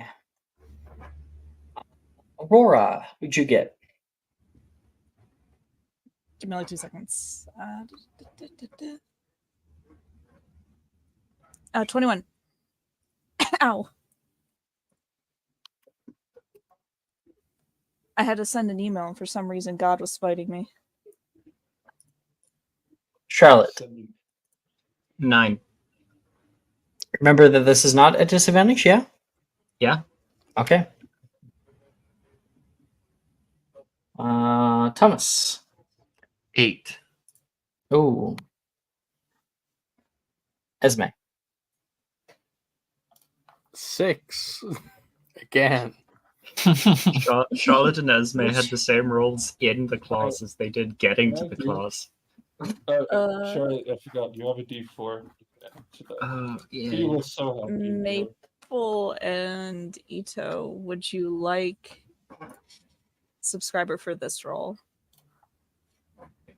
I'm good. You can give it to Maple. Okay. Only astronomy class.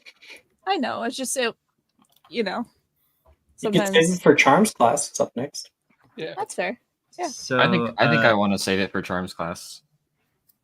Thomas is tired. He's distracted again. Alex, with Yes. Fee's encouraging words, my 9 became a 13 because I rolled max on the default. Then you have an A instead of a P.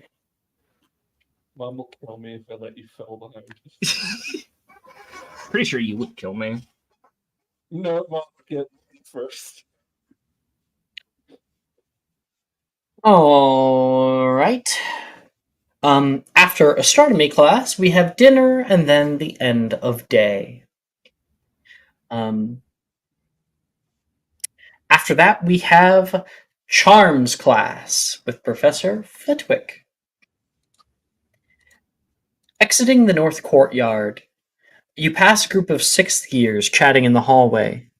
Past ghoul studies and up the stairs, you head into the charms classroom.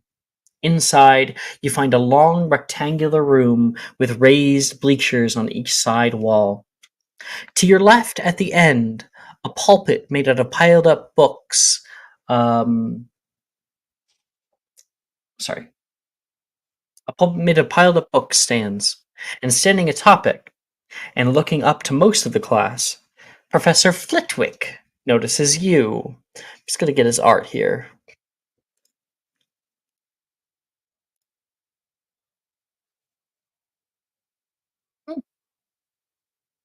Had some trouble finding your way, did we?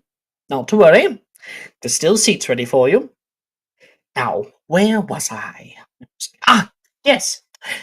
Our first charm, Lumos, Flitwick says as he raises his wand in the air and a small bead of white light gathers at the tip of it. Charms are sometimes looked down upon in academic circles as cheap tricks, but I would propose that they are the backbone of our society. Charms build and repair, change and distort. They create new and wonderful effects that make our everyday lives easier. Take Lumos, for instance. A simple spell, and yet useful when in dark spaces or late night reading. Oh no! It seems my wand won't unlight. What might be the counter charm for this little trick? Anyone? And That was Ito first for a history magic check. I'm still rolling because I want to see what dumb shit I can say.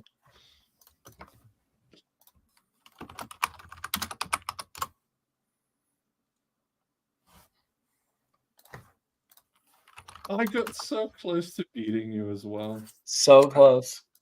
Except Charlotte beats both of us.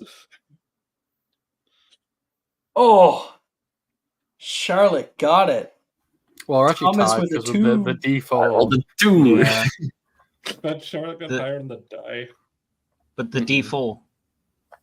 Well, From it doesn't really hand. matter for Yeah. in terms of like how Alex does it. 'Cause Yeah. It'll usually just come down to a coin flip. Oh, I already- I already- amount? Yeah, due to Ito's D4, we got the same. I already Okay. had one, so Ito Esme can take it. Thank you. I appreciate Got it. So he's going to look around the way, and he says, what might be the counter charm for this little trick? Anyone? No. Oh, no, Ito, I was doing a thing. No. Not allowed. Sorry, Your Esme. character moment is ruined. So he looks around the room. Mr. Wood, what might be the counter charm? Do you know the incantation?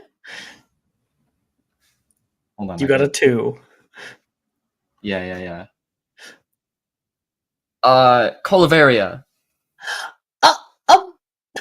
You can hear a few people kind of laugh and chuckle in the classroom. Colovaria is to change color, he says, and he points his wand toward you, and you can see your tie change suddenly a purple. Miss Sapphire? Oh, it's Nox. Very, very good. 5 points to Ravenclaw. To be fair, out of character, like I've never remembered the answer to a question before, so So you're just that's so why I was excited. So I was like, "Oh my god, I do know this." I know it. Very good. How could I forget? Nox! And he casts it, and the light goes off. 5 points to Ravenclaw. Now, with charms, hand movements are key. In a moment, we'll be trying it ourselves. Watch closely. It's a simple closed loop. It comes in one end, bends upward, and goes out the other. Lumos! And it lights again. Now you try. Nox. Everyone is going to try Lumos. Slash attempt. Here we go. All right, let me do the proverbial coin flip. Yep. Ding. Oh, Sweet. yes. Blessed. That means I don't We get to love roll. doing the bare minimum. I mean, that's the most Plus intelligent 6. way to perform a task. It's the most efficient. Yeah, bare minimum. Bare minimum.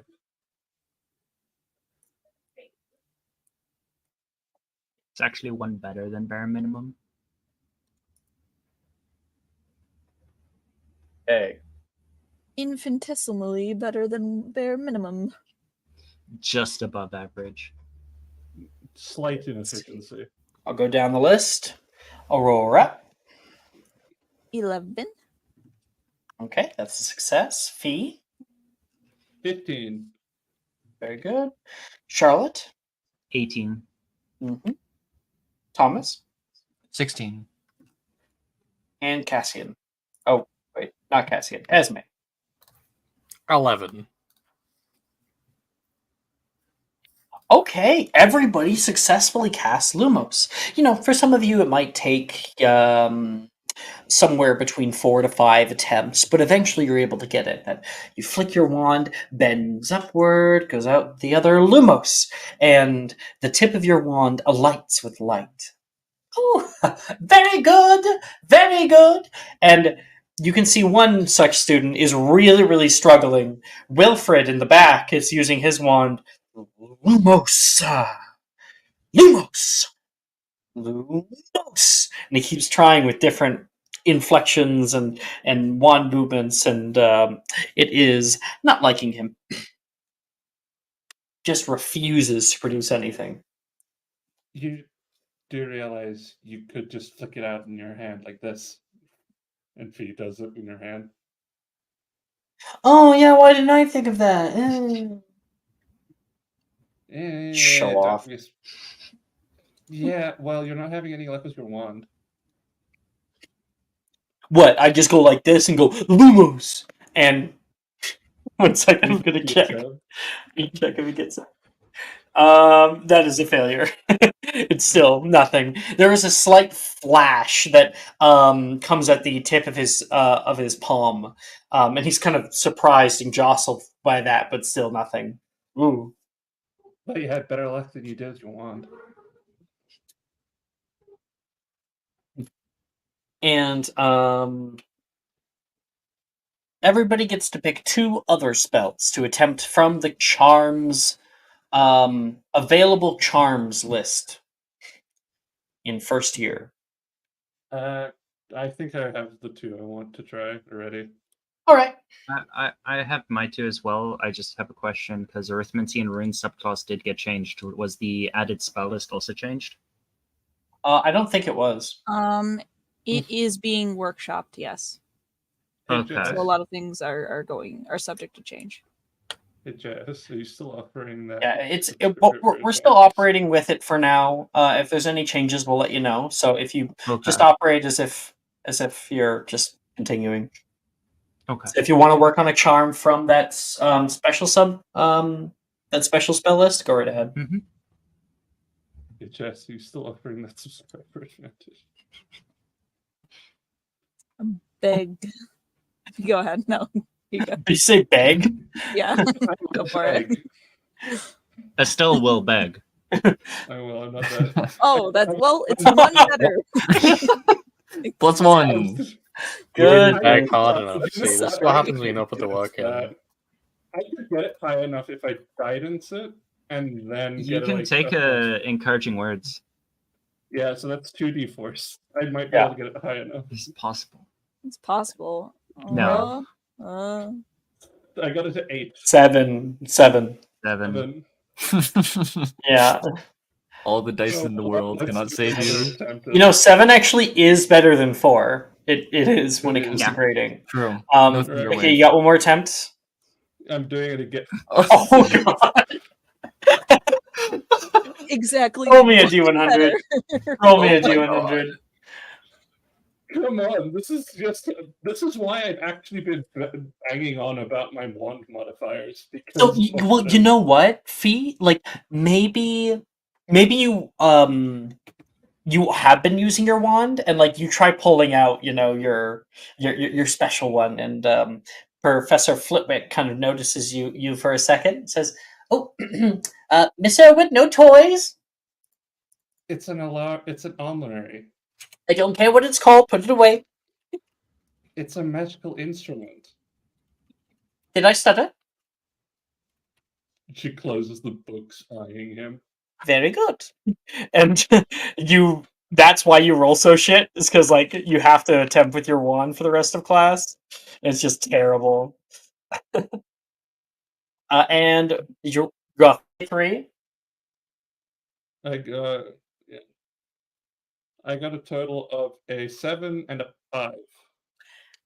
That is cabbages sprout abundantly within a 30-foot radius around you. Yeah. My cabbages. My My cabbages. cabbage. All right, so that is Fee. Fee's Can I go done. next so I can be gone in time for England? You got it, bud. Go ahead. Okay. Yes. I'm gonna attempt Aloha Mora because it's fun.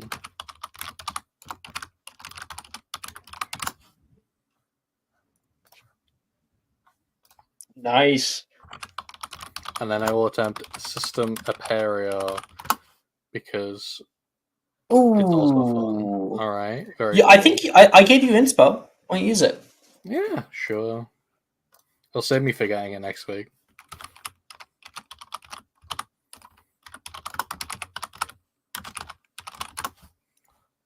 Oh, we're so back. Fuck yeah, dude. This is a good omen that England will win. You got an E there. So you know you've been casting out these different spells, and you're out in a little prop areas. There's an area with a bunch of assortment of items to test out your stuff with, and in the back you're casting out Aloha Mora on a door that is on its own. It's like a freestanding door, and you can hear that heavy click, click, clunk as the door unlocks. Not bad, Miss Sapphire. Not bad. It's not every day that a first year knows the answer to any of my questions. Often I ask, and it's just silence all the way around, Professor Flitwick says.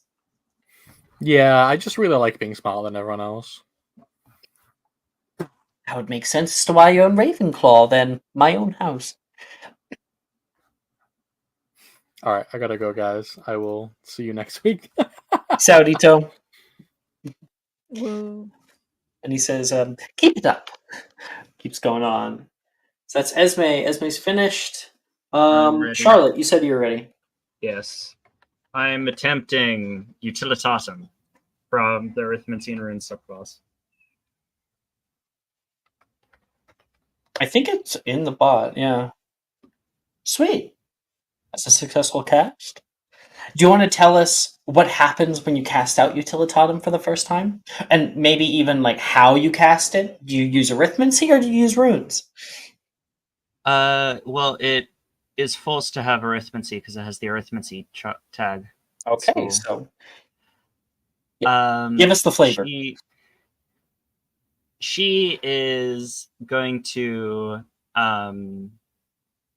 like draw some like just essentially start a really long equation and then create the odd odor behind Wilfred. You can hear Juniper immediately perk up. Oh, Wilfred! Dude! This is not the common room. What? What are you talking about? And like, she puts up her shirt over her mouth, and many other people start to do so as well. Charlotte, gets away with framing him for farts. This is peak comedy. Then, so I also have a question about Fascias Infirmitatem. It says any attacks made against the target. Is it meant to say any of my attacks against the target? Because those are two different things. I'm not so sure. We'll have to look over it another time. Okay. Just while you're if you're workshopping the spells, maybe look at that a bit. Because otherwise I could cast it, and then for one round, everybody has advantage against the target. And I can extend that advantage further. Yeah, by that was using part of less the max. the edits that was going to be made, which is why I was saying, like, yeah, maybe hold off on the Yeah. spells, because some of those spells are broken. It's like it's True Yeah. Strike, but a more broken version of True Strike. It is And more broken than True Strike. It definitely needs some TLC. Yeah. I'll leave Fascias Yes. Infirmitatem for now. It has the same similar power to Lux Maxima, except that's a level 1 spell and more limited. Well, Lux Maxima is just Guiding Bolt. It is, but it's still an advantage at range. Yeah. I will do Perio for my final one.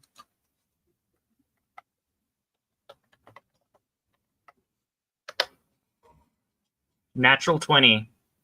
Fuck yeah! Okay, that's 5 more points to Hufflepuff. Hufflepuff is now in the lead. We've been raking in those points today. Absolutely. Okay. That's Charlotte. With a natural 20, you now have an O.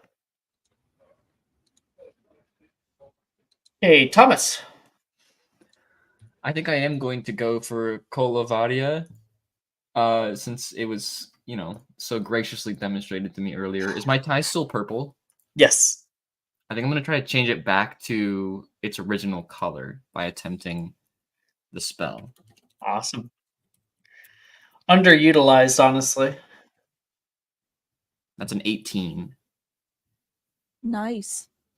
Yeah. Your tie turns back to the exact color that you have imagined in your head.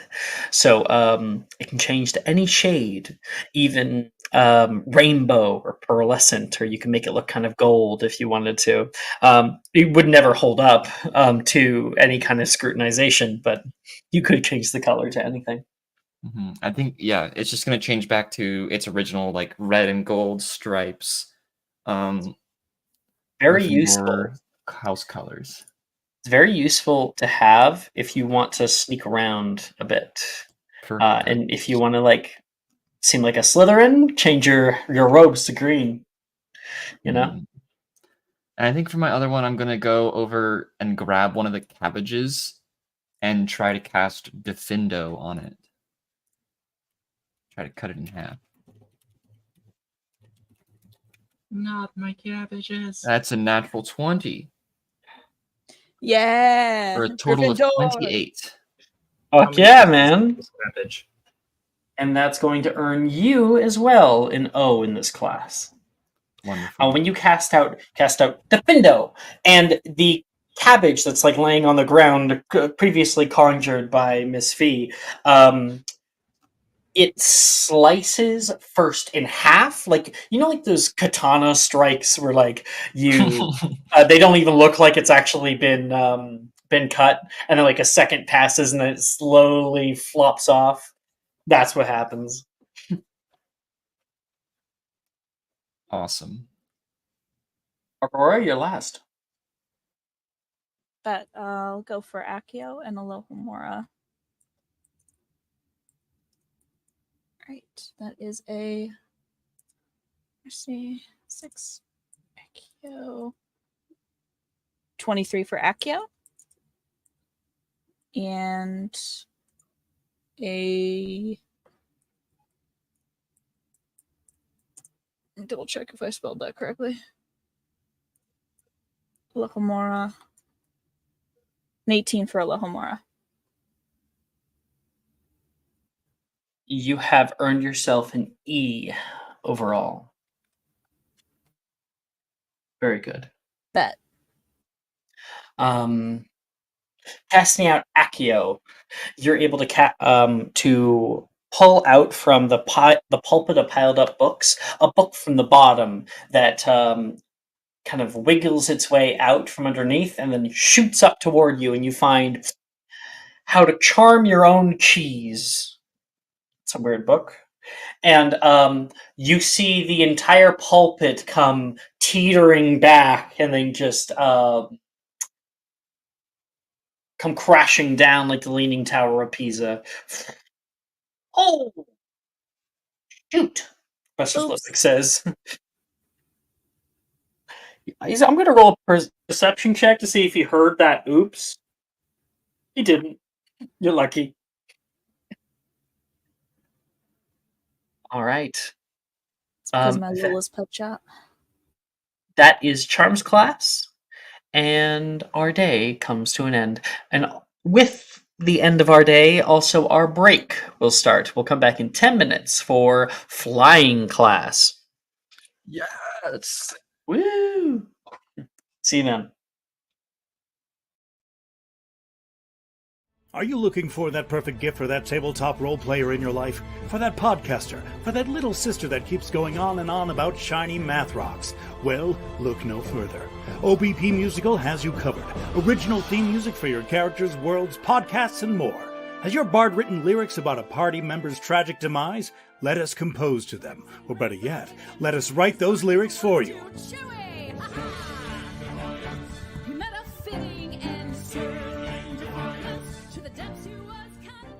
But the goodness, no, greatness, doesn't stop there. How would you like a cast member of Les Miserables, Disney, or Come From Away to sing your pieces? Oh, you bet you would. Fully orchestrated cinematic pieces. Pieces like this. Who'd rise to meet the call, who'd fiercely face the danger, be a hero to them all.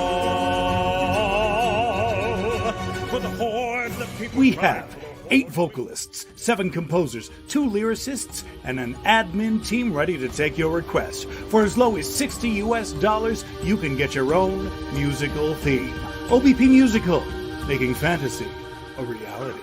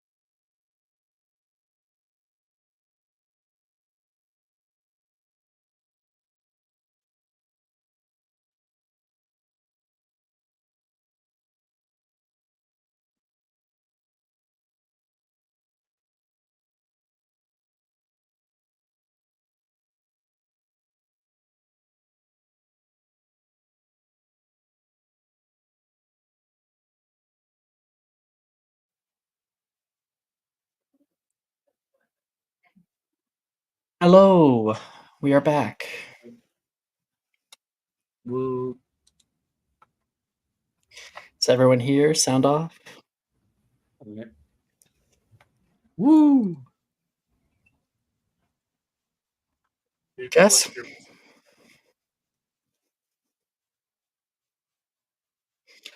I guess Jess isn't back yet.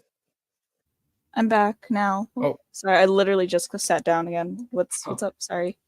Oh, good. I was just getting a sound off for everybody. Nope, I'm back. Perfect timing.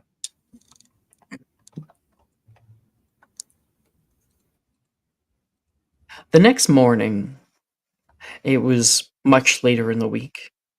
Many people are very tired after the days and days of different classes to go through and new assignments and homework that's beginning to pile up. And at the end, among the verdant fields of Hogwarts, outside, flying lessons were about to begin.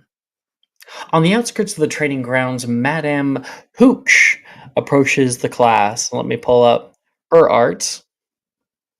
Madame Hooch. She's old as fuck. She's so old.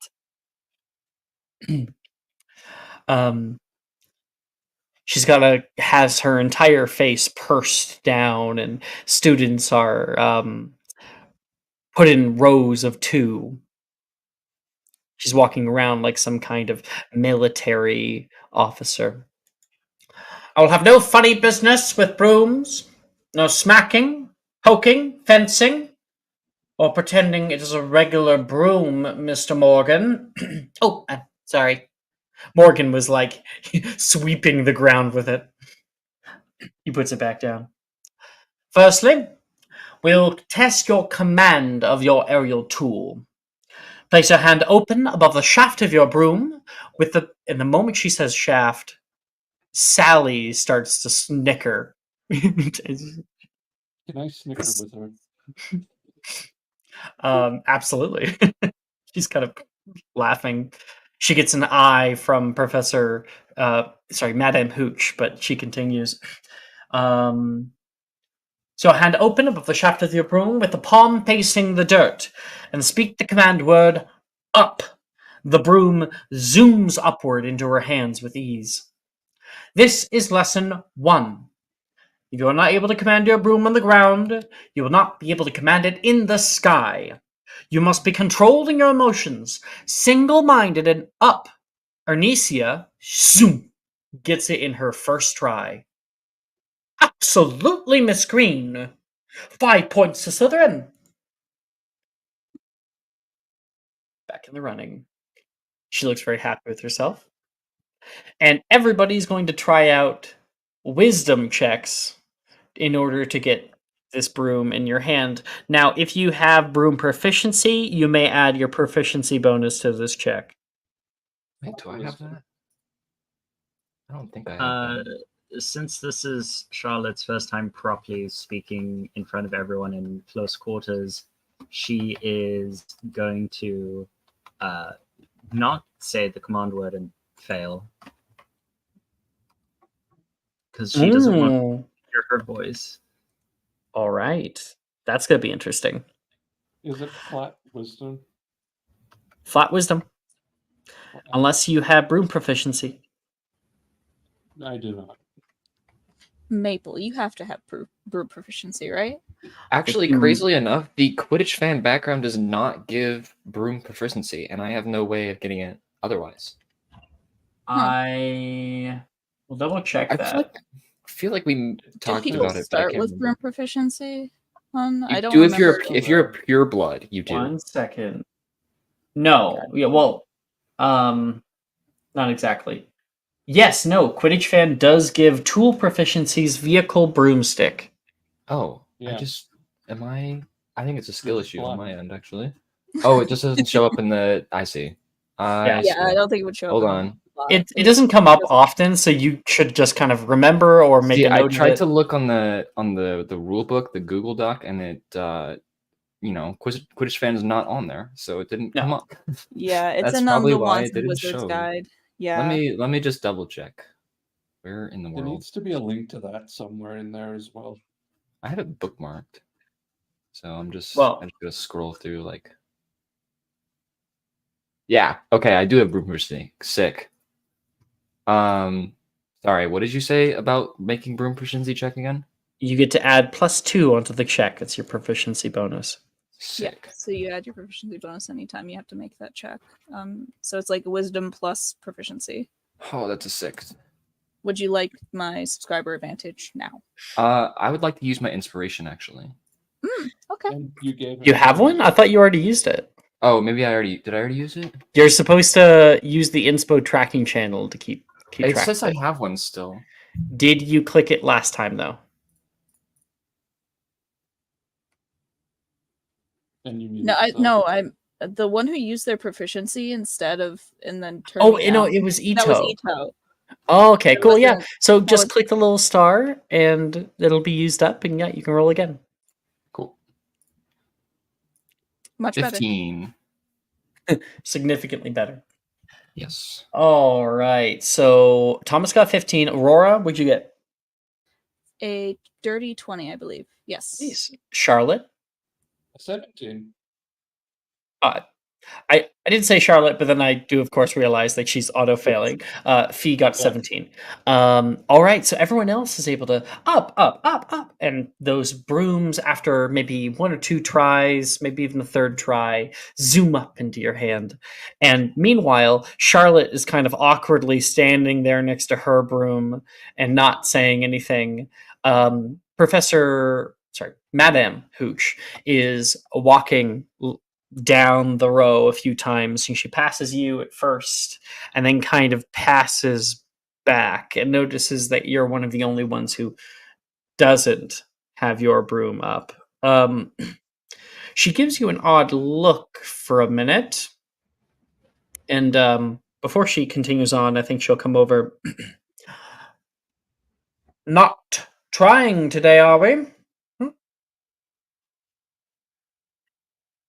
I understand. Not everybody is cut out for flying class, but an attempt needs to at least be made. Charlotte will say, can I attempt over there? And she'll point at least like 70 feet away. Like Madame Hooch looks over there. She considers it for a moment. You hear this little murmur come out of her lips. Yeah, you can do just fine here with everyone else. Go ahead. Now that a few of you have conjured your brooms, and she just kind of walks away, and you're like, oh no. You may straddle it between your legs, like how one rides a horse.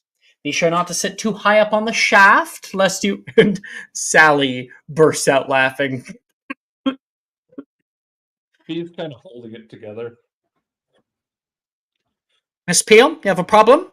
No, Professor. No. Can I whisper in your ear? What did you whisper? Shaft. And she'll make a charisma save. She makes her charisma save, but is very quickly going to be overcome because she continues, not to sit too high up on the shaft, lest you will spiral out of control. Now, gripping the shaft with 2 hands, and she immediately is laughing at the height of everything.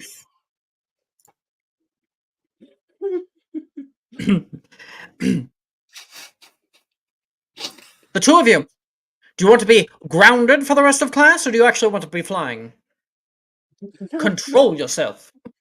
No, Matt.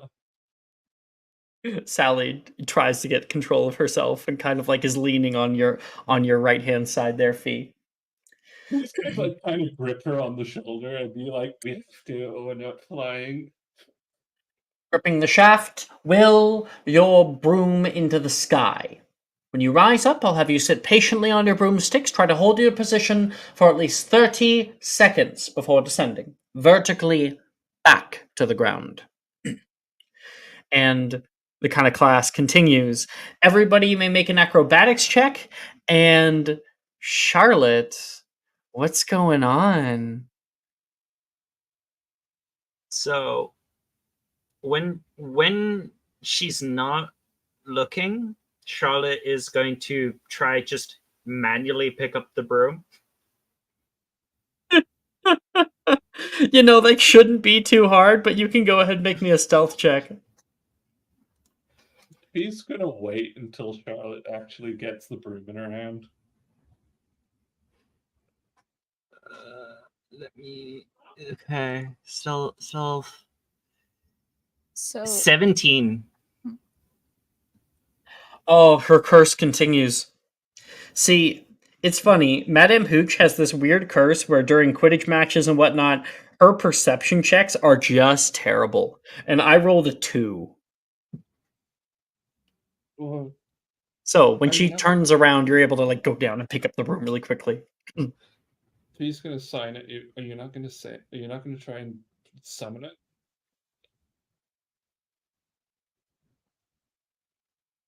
Charlotte is going to just stare at Fee for a moment and then point at her throat. There has to be a way you can do that without speaking. Charlotte will sign. It's not like I can wordlessly cast. Yeah. She just kind of looks awkward. But how do they expect people who have had injuries to their throat to summon a broom? You do notice Nolan is not here. So they do make exceptions. They just haven't for Charlotte. Oh well. I mean, to be fair, Nolan flying a broom would be a hazard to everyone else. Yes. Yeah, that would be a bad idea. Besides, I'm sure you'll be great at flying, even if you have to actually pick the thing up. Besides, it's just a neat trick that you can pull it, that you can just summon it to your hand. We're about to find out if she's great at flying. 12.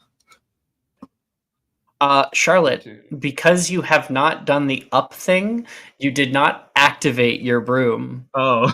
So you try to Amazing. You give it a little jump. The broom is not working right now. I mean, her main goal was to look like she was trying. Mm-hmm. Make me a performance check for how hard you're trying. How hard I'm trying. Mm-hmm.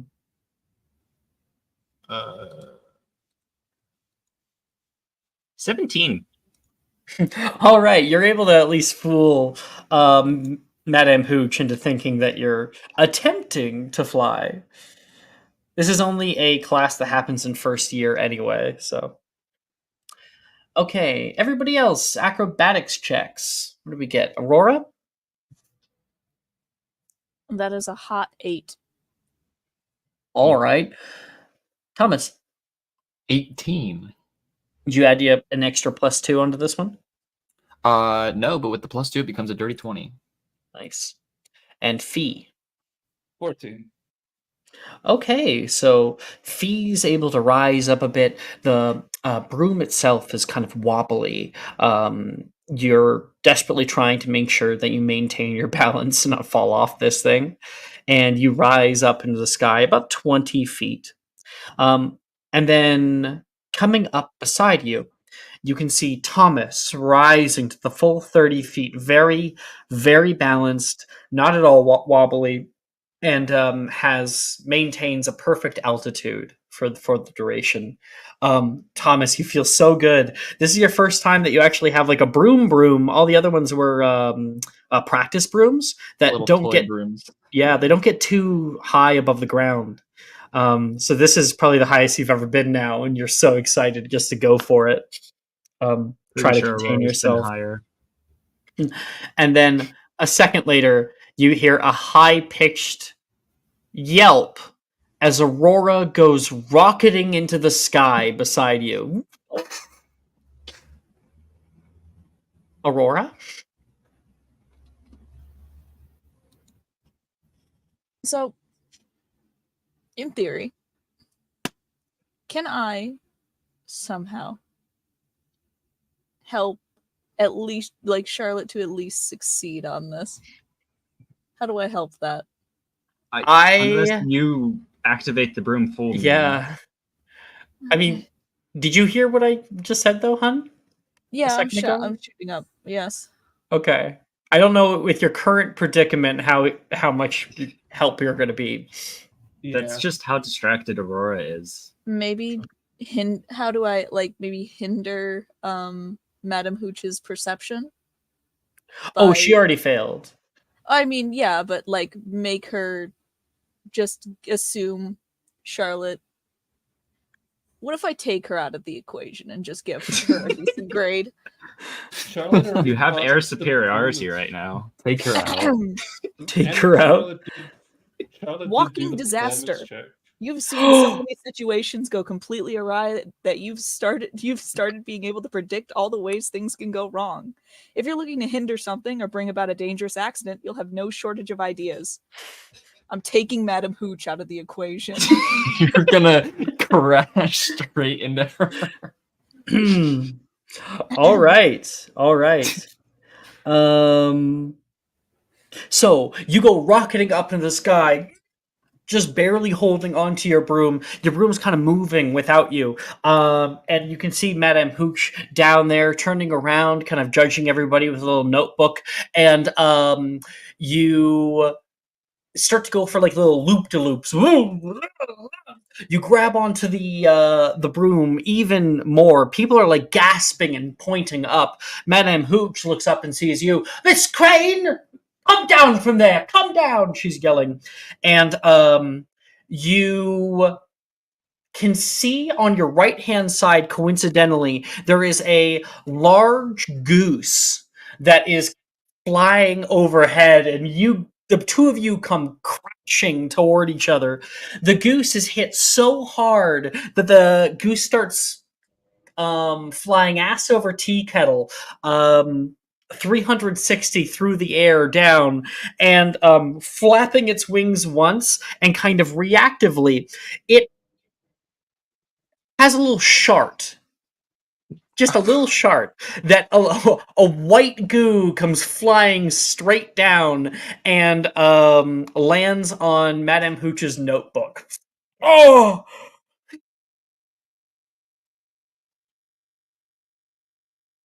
Wasn't expecting a bird strike in flying claws. And then in the distance, you hear a distant shattering noise.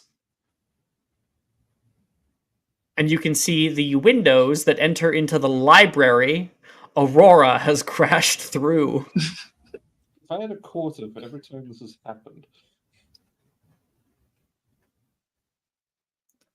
Is the goose falling out of control, or did it No, resteady itself? Yeah, the moment it resteadied itself and did one flap of the wings, that's when it sharded directly on geese top were of. harmed in the filming of this video. No, they were just disgruntled. Thomas, do you stay where you are, or are you gonna go try to help Aurora?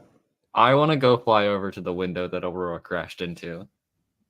So, Madame Hooch is dealing with her notebook, and all of her grading notes are ruined, and she's not paying attention. You go flying off toward the Oxford building.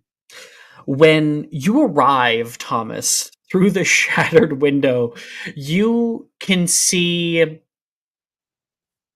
you're kind of getting here moments after disaster. So you can hear people yelling and screaming. Entire bookshelves are careening down and falling, and they hit the other bookshelf and the other bookshelf. And there's a large domino effect that's going on right now. And then you can see Aurora, who was moving around like a popped balloon, hits the ground, boom, and is laying flat.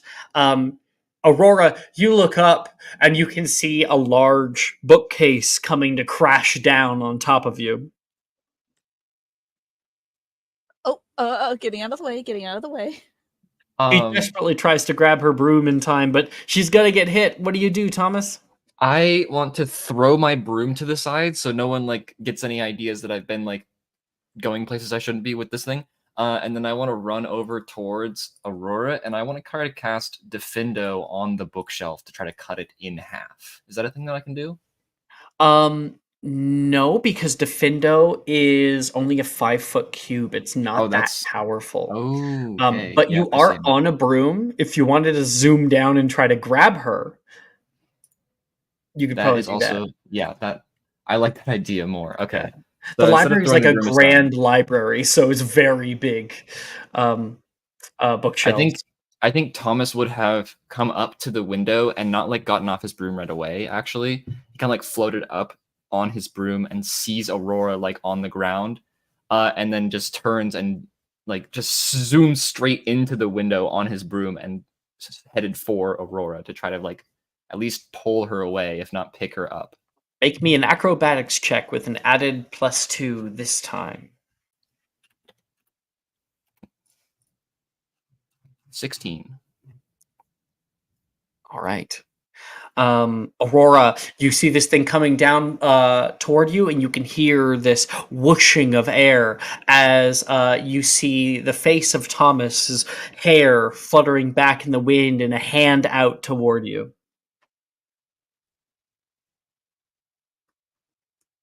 Oh no, I'm like lunging for his hand.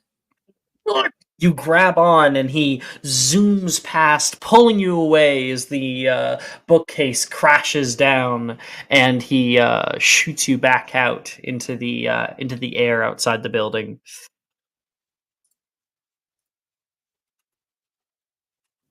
Thank you. Are you okay?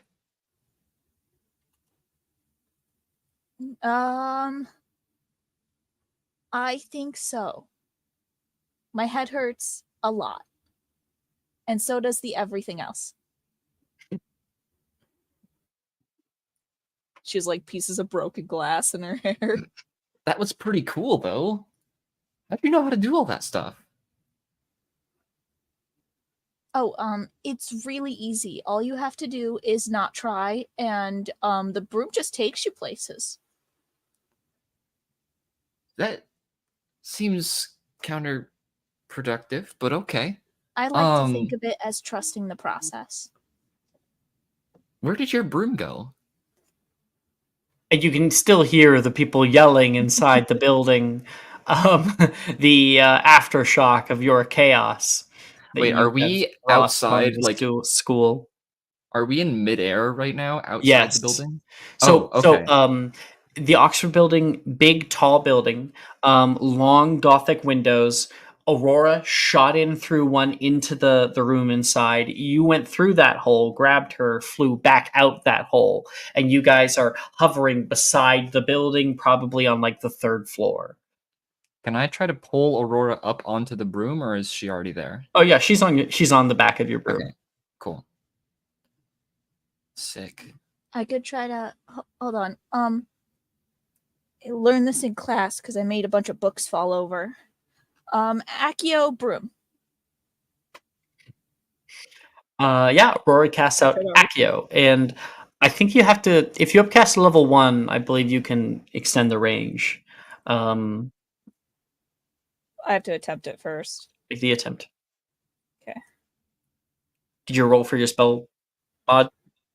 Oh, I have to do. Okay. It's a new day. It is. It doesn't matter if it's a new day. It's a new class. Positive modifier. She's stupid lucky, but one day she's gonna roll that 1 and it's gonna suck. That's +6. The last time we ran Aurora, she rolled nothing but 2s the whole time. It's a 50-50 chance. 21. It makes up for the several hundred coin flips that I seem to lose every single time. Yeah, whenever I'm using the coin. Whenever you're using the coin. You want to do one right now, just for shits and giggles? Yeah, go ahead. Heads. Tails. Fuck, see! I sense foul play. No, you could pretty much guess about Alex's coin flips at least 50% of the time. Go Tails. Ahead. Heads. Tails that time.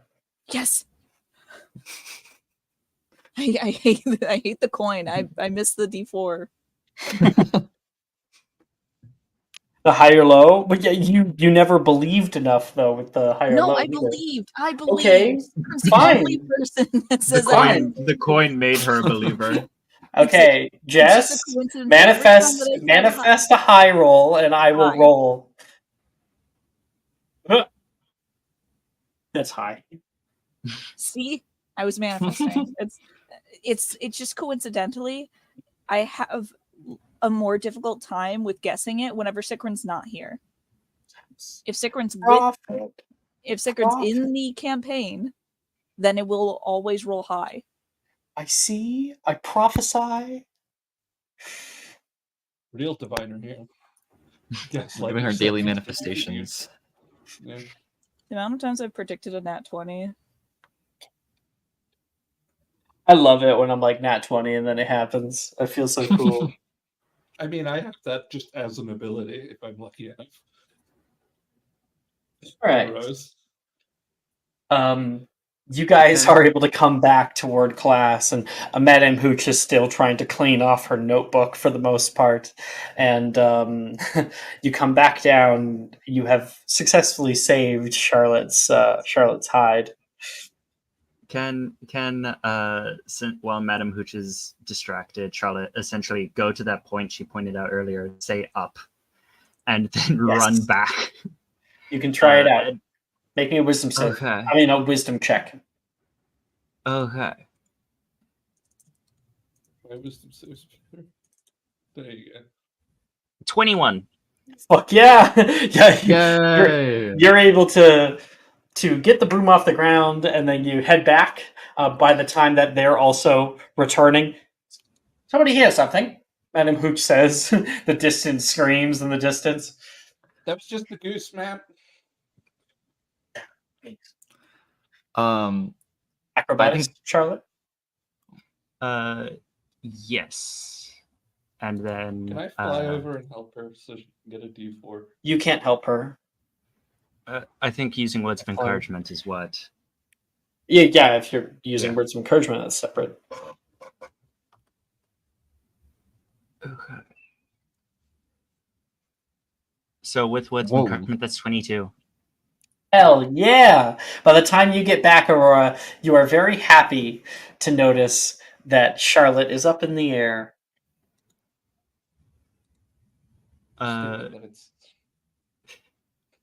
He's just gonna try and sign with one hand. It's stupid that you can't actually just pick up the damn thing. Charlotte will nod, fly over to Madame Hooch, and will flagrate. Do you need some help with that? Over to Madame Hooch. Mm-hmm. Yeah, you're able to help her out, and could I attempt utilitatum because it can clean? Yeah, totally. Just like, do you need some help with that? And then cleans the book.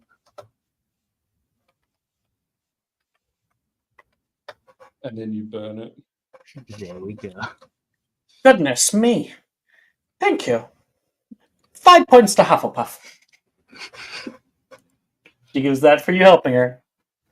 I did not deserve those points. Aurora deserved. You helped us. You helped a teacher. Yeah, but only because it's Aurora.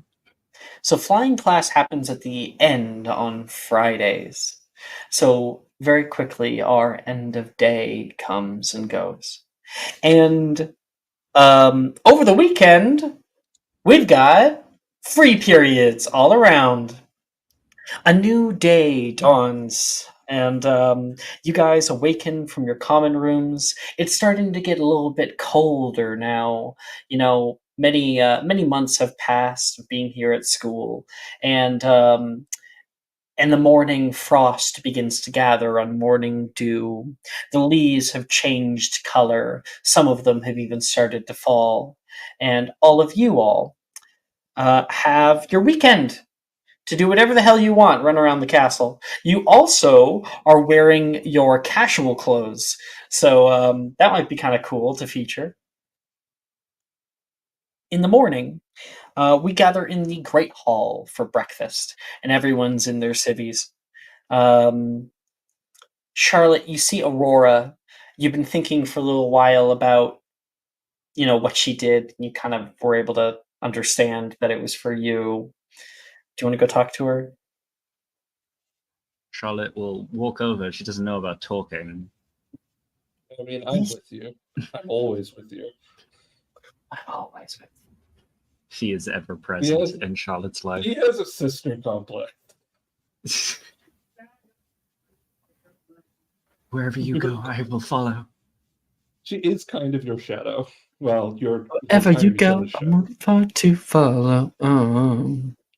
Good song. I love you so. So, Charlotte? Charlotte will head over to Aurora and just wave. And then Flagrate saying, "Hi, don't think we've properly met." Oh, hi. I'm Aurora. If he is translating. You don't need to, because she can read lips, and we got the Flagrate.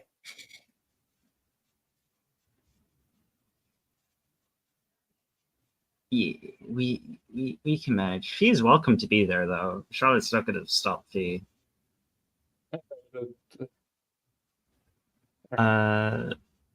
Charlotte will... See, the main thing about Flagrate is that it makes me take 6 seconds to say something like, thank you. So signing is definitely faster, and having Fee there to translate her signs is... Very true. Makes the conversation easier. That's why she shadows you when you went to go talk to someone. Yeah. Gotcha. Translator.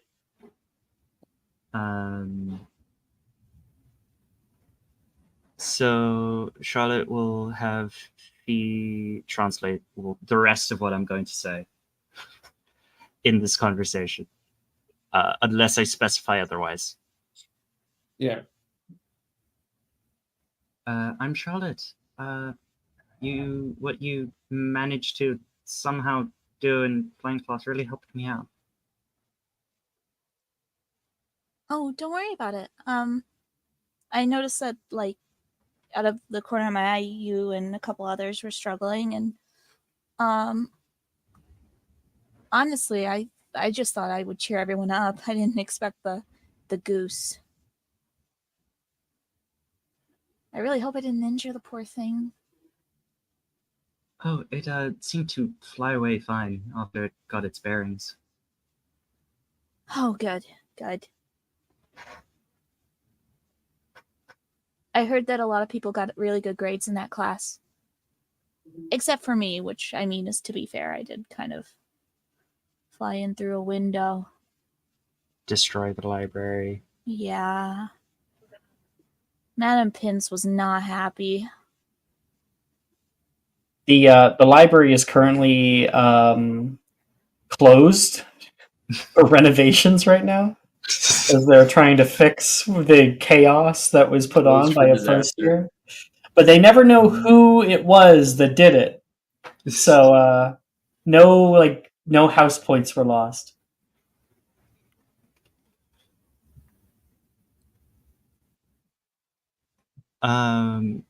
It seems I sort of owe you one, so if you ever need help, feel free to ask. Oh, don't worry about it. I do what I can for the people. Well, I appreciate it. Also managed to finish practicing a spell at the same time. It's quite nice. And Charlotte will finger guns and smoke will come out due to Utilitatum.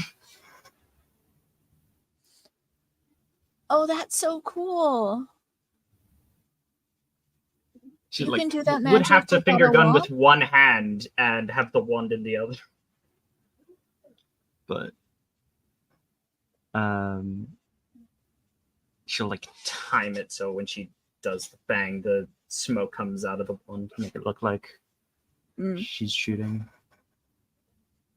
I wonder if I can do that. And Aurora's I gonna try to metamorph her finger.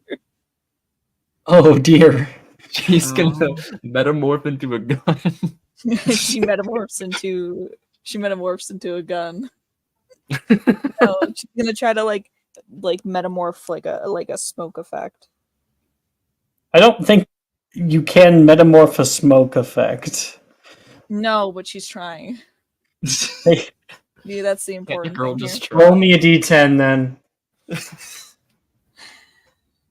There's a reason.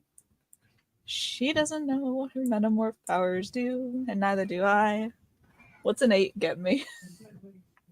I don't recall. I thought you still had it. Oh, I still I'm had trying to it. look I think for I it. put it in her. Oh, I did not pin it. That's fun.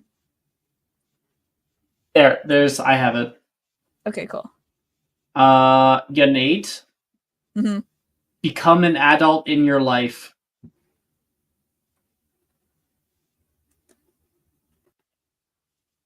Oh God. I think does this she is going to turn terrify into? Charlotte.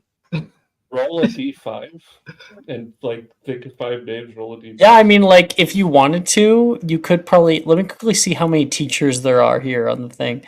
There's 1, 2, 3, 4, 5, 6, 7, How many 8, would you 9, know in 10, theory? 11, 12, 13, 14, 15, 16. So 18.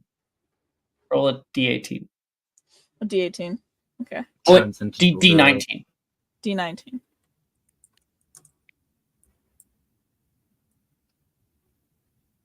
Eight again. All right.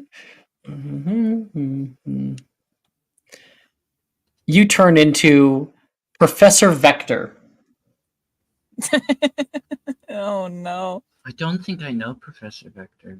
She's a She's- really old woman. She's the arithmetic professor. Oh, Oh, I'm yeah, going She's to a know her then. bitch, Uh-huh. too.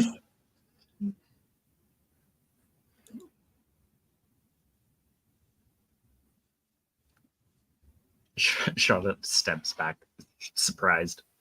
Thomas was coming over to sit down and sees this adult old woman and goes, "Whoa!" He just goes, "What the hell did you just do?"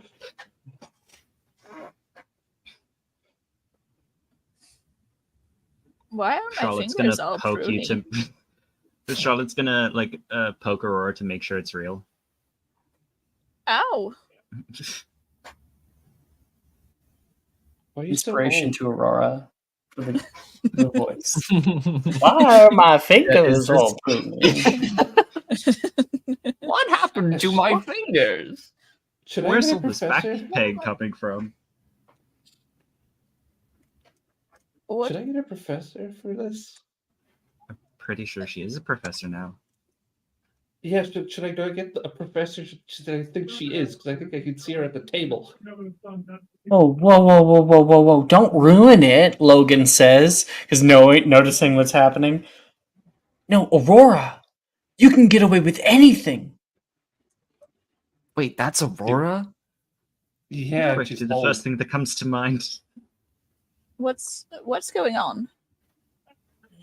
I think I have a pocket mirror, maybe, or at least these plates should do it. Oh, here. And Sam throws one over toward Fee, like a little makeup mirror. Here we go. And she shows you your face. I'm a dinosaur. You're old. I think you're older than some of the wood in here. I think you look like, I think a professor, but I've never seen, I think I've seen her up at the table, but I've never seen any of her classes before. Quick, I give don't us think she all teaches 10 us. house points. I don't think Does that it work? would Just Wait, announce just try it, it really just try it. loudly. Just 5 points to Gryffindor. There is, of course, no change. Darn He doesn't have the authority. Abuse the system. Wait, I think I found something. I think I did feel something. Could be my heart stopping. Now that Can I look over towards like the point displays and see if anything's changed? The bean counter is in the entrance hall. Yeah. Oh. So it's like right out the door. You like hop over there and see if anything's changed. Try looking in there, and coincidentally, you see 5 points. Ding ding ding ding ding ding ding ding. I'm gonna sprint back over toward where everyone else is sitting. Guys, I think it worked. Wow, with a limited point system. I have no idea how I did this or how I'm going to be able to replicate it. You just need to be old for the rest of your life. I'm pretty sure she has been old for the majority of her life. So. Well, Fee kind of pokes you in the forehead. Wow, that is wrinkly. What is with the Irwood sisters and poking Aurora? Yeah. I mean, just Fee pokes people a lot. Normally Charlotte, but he's just like, did you turn back? Or are you stuck like this?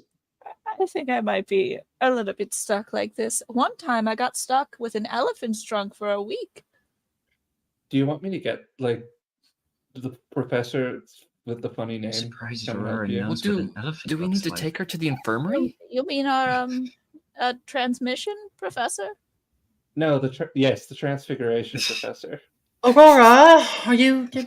Oh, Septimus. Septima. What are you doing here? You can see Aurora's mom is here. Oh, and then Aurora's mom takes a second. Kind of like her eyes narrow.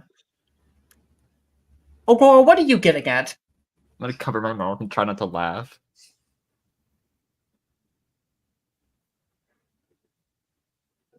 I thought I would experience the wisdom of age. The voice is killing me. I'm sorry. She's gonna come over and she's going to rustle your hair. You almost had me there. And the white hair that you have for Professor Vector turns rainbow. You're still Professor Vector, but with rainbow hair. Quick whiz, Brett, we need this painted. Now, is there not any way for her to change back? I was wondering if you wanted to go out to Hogsmeade, honey. Probably. Although I'm probably going to have to, as my friend here suggested, go see what was it again? The Professor The Dildoro. Transfiguration professor. He has a Yeah, really that funny one. name. Darius. He's a bit of a piece of work. What do you want with him? He can change me back. I think in something about the thing that I do is tied to a transgression. Well, she changed herself, so I thought Transfiguration would be the best place to start. And he's poking you. she says, all right. Maybe tomorrow we could go out for tea. I'd love that. Fee, please take me up to the front. I think she might have hip dysplasia. Fee's just like, this feels like I need to walk my grandma to like across the street. All right, come on. While we're helping Aurora out, Charlotte will essentially say, "If you want, I can properly teach you how to do that spell later." She just signs, I think my wand is actively working against me at this point. And she's like, but please teach you that spell. Charlotte was just offering to both you and Aurora. You guys head out together, walking one to another, and I was wondering what everybody's wearing for their usual clothes. Jeans, shirt, jacket. Riveting. I don't know why, but I had the urge to say kilt, and that's completely wrong. Kilt? Like it's completely wrong. Out of character. We're Irish, not Scottish. Yeah. Still, like plaid skirt Irish. Or something. You know, that's cute. Yeah, plaid skirt, a jersey. Jersey. Okay. Like a Now thin you one. gotta say Thin one. whose jersey you're wearing. Is it a Quidditch jersey? We just call like general. Yeah, here like, in South Africa, like woolen overgarment is a jersey. Like, oh, okay. Oh, You're that's- using a different term than what I'm. Yeah, that's what I thought. thinking. I heard the Cardigan. term. I'm like, I don't think cardigan. That's what it is. Yeah, that sounds Cardigan. right. Oh, okay. It's, Yeah. That's essentially what it is. Like, we have hand jerseys, which are just wool and that's just. There's no specific alignment or allegiance.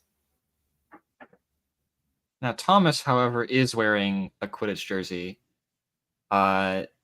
His older brother's hand-me-down Gryffindor jersey. It says Wood across the back in gold letters. It's all red. And it has the house crest on the front. And, like, I guess just, like, dark jeans or something like that. Aurora? Aurora is wearing like a multicolored skirt, a like Hello Kitty shirt. Oh god, that is so funny. This is how your mother recognized you. Yeah. Just imagining Oh, And she has this like is also rainbow tights, Converse. this is Professor what Vector that in this professor is wearing. That stuck up, perfectly punctual. You're leading her directly to the teacher's desk. Now that I know what you're wearing, she's gonna fucking smile. This is gonna be fun. No, we're heading not to the teacher's desk. We're heading to the Transfiguration Courtyard, where Professor Dildro is probably around. This is still fun for her. This is still fun for her because there's a good chance you got seen by a lot of people on the way there. Yeah, there's a lot of like whispers and stuff. Can I use rumor with... Sorry, Robin's talking. Robin, what was that? Just this really strict old lady with rainbow hair, seen by the entire school. Estelle? Can I use rumor monger as we're going to just get a really good idea of the type of rumors going around now? Oh, definitely. Like, there's a new rumor that's going around that Professor Vector is a raver. She likes to go out to raves, smuggle raves on the weekends.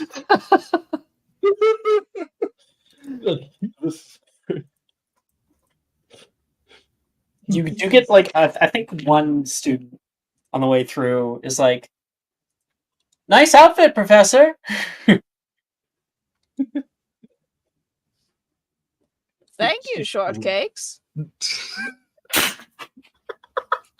He just laughs. She's laughing in character now.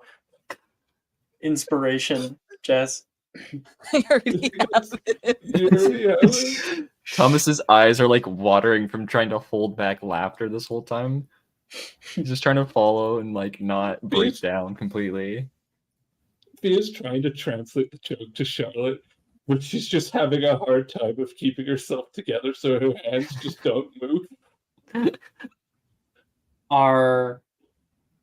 We walk through the quad, across the suspension bridge, and entering into the North Courtyard area. On the left, just on a door to the side of Magical Theory class, you walk up the stairs, knowing that Professor Dildero's office is up here. The first floor that you come up upon, you find is filled with glass cases. Inside, on little pillows, there's artifacts. Muggle artifacts.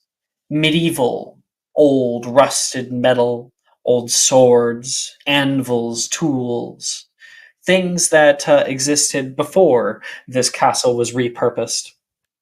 And on the far side of the room, there is a little door that says, Professor Dildero, Transfiguration Master. Well, hopefully he can fix this. if he can't, he's a really bad teacher. And I'm gonna Headmaster. like pound.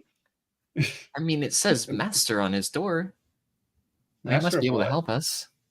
Transfigurations. It says right there. Fair enough. And I'm just gonna bang on the door. Bang, bang, bang, bang, bang, bang, bang, bang. Not constantly, just enough to see if I can. Let's see. You can hear like a thud upstairs. Something hits the ground. You can hear like a glass rolling across the floor directly on the ceiling above you. You hear the 2 footsteps down. Do you knock again? Do I hear the footsteps coming, or do they just stop? They're kind of yeah, they kind of stop for a second, kind of meandering. He's gonna bang at least like 3 good hits. Bang, bang, bang. Ugh. Stumbling down the stairs, as you can hear the stumble, the door opens up, and you see Professor Dildero in a tank top, shorts, and a bathrobe, and he's got like heavy 5 o'clock shadow. There's this like bit of smell that wafts through. I don't know if you guys know what it is, and not like BO. It's something else, and Whiskey. he rubs his eyes. Septima? Professor, we kind of need a hand. I don't know if I want to be a part of this early in the morning. What's cooking, Professor? Well, I guess we're making you a part of it now. Insight check. Natural 1. Natural 1. This is a midlife crisis. he's having a bad day. This poor is a guy. life crisis. Professor Vector, you look wonderful, and I'm glad to see you finally being yourself. Sorry. If all of you will excuse me, I have some sleep to get back to. Professor 9 a.m. It's Aurora. The door like stops. He pushes back out and takes his eyes back upon you. I can't get Be- out of this. I'm being punked. No, Aren't I? she changed herself somehow. I don't know, but it's definitely transfiguration. I hate to tell you, I hate to ask this, but what seems more likely? That Vector has one last hurrah before she croaks, or that your metamorph student fucked up? You can't swear. Oh. You don't see her on the weekends. You? I don't think she's doing much with the state of this body, I have to tell you. Wait, tell me something that only Aurora would know. So sometimes you come to my mother's office to get a bag of something. Okay, it's Aurora. Charlotte is going to. He opens up the door. Charlotte is essentially going to use the utilitatum to deodorize Dildero. Yep. I'm good. You realize it's not Dildero, but more so the office. So he invites you guys into the office, and walking up the stairs, there's it's like these thin, curved, not curved, kind of like right-angled wooden stairs that lead up into a loft. And up here, once you arrive at the very top, you can see directly ahead of you on the right-hand corner of the room, there is a large mahogany desk, like we're talking, a corner desk, that is just covered in scrolls and papers and homework. It is completely unkept. The office itself is sort of a U shape. So when you look to the left, on the left-hand corner around the bend, there is a old kind of ratty couch, something that maybe you would have gotten from a thrift store, and like a side single-seater couch. There is a coffee table that has all throughout here bottles, vodka, whiskey, beer bottles all around, and there's like a kitchen that currently has in the sink, kind of like an apartment kitchen, like a tiny kitchen that has too many dishes that have piled up inside, and then on the other side, so if you kind of like whip around, on the back left hand side, there is a bed that is set up upon the wall, that just fits in that little corner. There's curtains that come down to me on either side, and there is clothes that are strewn around the room coming from over there. Dildero tries to flick his wand and kind of some of the clothing and the bottles roll away or try to put themselves away a little bit more. I wasn't expecting this. Oh, Professor. Can we see whatever it was? Can we see whatever it was that was like the thing that rolled across the floor? That's Thomas, you go ahead and make me a investigation check. Can I try and Accio just one of the bottles that are close to me? Just because I'm curious. 4. A 4, Thomas. No, you look around. This place is a mess. It's impossible to know what exactly got kicked over. Fee, you cast out Accio, and one of the bottles comes flying up into your hand. You read the label, and it says Ogden's Best Fire Whiskey. And right after you read the label, Dildero's hand comes over and grabs the neck of it and pulls it out of your grip. I still have to make the spell attempt. I failed all 3 times. You still have to do Accio. Yeah. Oh, Professor, this one. I'm using a guidance. It's a new day. It's a new day. Words of encouragement. I'm using both of these at once to get a guaranteed +6 for finally. Wonderful. Professor, this one. This looks worse than the Mondays after Ladies' Night. Sit down. What are you on about? What are you talking about?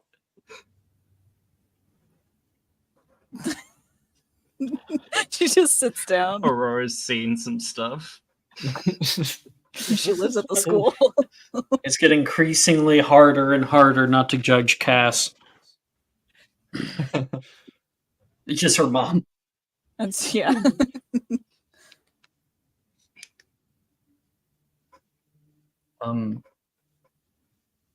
So, Professor Dildero is looking around, and he sees Thomas like searching the ground a bit, and you can see one bottle roll out from underneath of a table and plop itself down in the corner of the room, starting to stack. I haven't had housekeeping in a little bit. I think the smell keeps them away. Do you want help or not? I'm the one that needs help. I haven't said anything. He is right. I'm going to continue to judge you. He sits down. Actually, you guys are able to sit down on the couch. Are we? How long Yes. does it take for the couch to get clear? Just 60 seconds. And so everyone sits down there, and Dildero grabs like a little chair, sits it down next to Aurora in the single seater, and he says, "Palm," gesturing to give you your hand. She'll hand it over. He takes it for a minute and feels along the lines for it. He flips your hand over and looks at your nails. Says, honestly, metamorphs are not normally capable of this level of transfigurement. Did you do this purposefully? Absolutely not. I can't really control it all that well, if I'm being quite honest with you. I think she was trying to make smoke. I was trying to do something. Whenever I try, it just kind of things just happen randomly. There was one time where I ended up with a trunk for a week, like an elephant's trunk. I once got stuck with gills for a month. That wasn't fun. I had to live in a fishbowl, basically. I can try something, but I don't know how much use it's going to be. Let's. He pulls out his wand, presses it against your palm, and casts out Reparafarge. And when he does so, you suddenly look like a younger version of Professor Vector. And you all notice that Professor Vector was quite pretty when she was younger. I don't think the spell worked, Professor. It kind of worked. Half worked. Made it more No more palatable, at rainbow. least. I remember when I was your age wondering if Professor Vector could hide crumbs in the folds of her wrinkles. Our age or that age? Gesturing to Aurora. I'm not even that age, he says, pointing at Aurora, offended. Well, you better hope that you age a little bit more gracefully than she did. He's going to go into, like, stand up, go over towards his kitchen and start looking through everything else. You got some good friends, he says, looking over toward Thomas and everyone else. I know, I'm very lucky. It appears I have created a good friend group. Would anyone want a friendship bracelet? I have more. And she like gestures her, because she's still dressed as herself. She like gestures her arm out. This is the weirdest day I've had so far. Agreed, Dildro says. Charlotte silently takes the friendship bracelet. He comes back out with a small vial of some kind of liquid. Okay, this should do something a little bit more on the inside. Is that the same stuff that was in that bottle I picked up? No. Are you a metamorph professor? It looks like it. No, but I've taught quite a few. They come around every few years or so. Here, drink this. My mother always told me that I shouldn't Drink it. Okay. Immediately succumbs to peer pressure. And when you take a swig, there's a second, and then you can see Vector's arms shrink slightly in size, the legs shrink, then the torso shrinks, the head shrinks, and all the features return to normal for Aurora. Okay. Rainbow. I don't know if that's more normal or perspective, I guess. It's a anti-transmogrification draught, so seems like that works pretty well. You might find that you're not able to use your abilities as for maybe a few hours. Well, that's okay. Should It'll save me the heroes headache of test? my eyes like changing color in the sunlight and getting momentarily blinded. I don't know how people with light-colored eyes do it. Thomas goes, it's really not that difficult when your eyes don't change color all the time. Are amber light or dark? I have no idea. Gildro begins to pour himself some more whiskey. Professor, isn't it like 9 in the morning?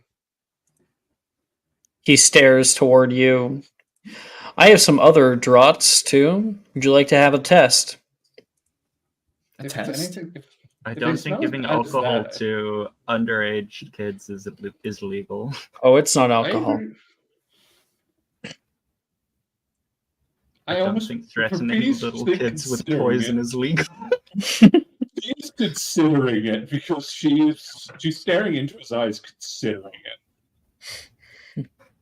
Thomas is like very interested, but trying to gauge the reaction of everyone else first. so that he I doesn't don't like. think that this is a good idea. I'm And kinda you just know, says- when I'm saying something, it That it's probably true? means it. But what did we Today do? and tomorrow is the one time that I have to be away from you monkeys. So, if you'll Hey. excuse me.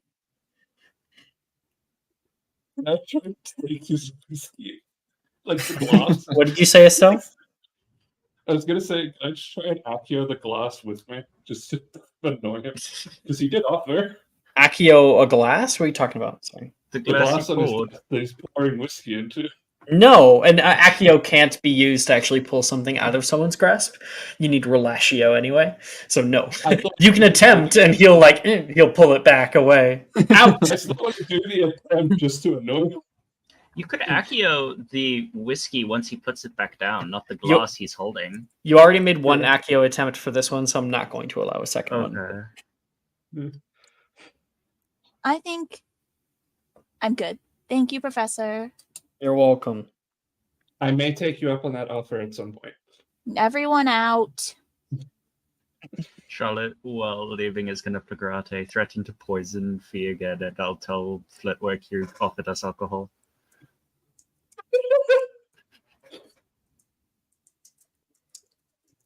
I didn't. He says as you walk out. Sure you didn't.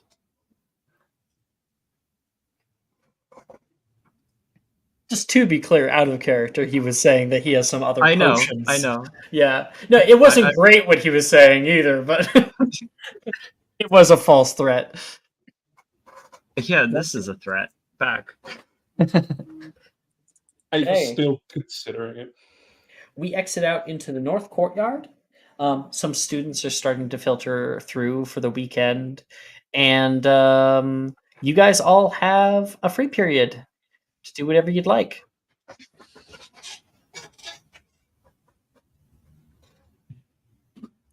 I think Thomas is gonna get an idea and is gonna turn to Aurora. Aurora, do you still know where that storage closet with all the brooms in it is? Oh, remember the flying area that we were practicing in? Mhm.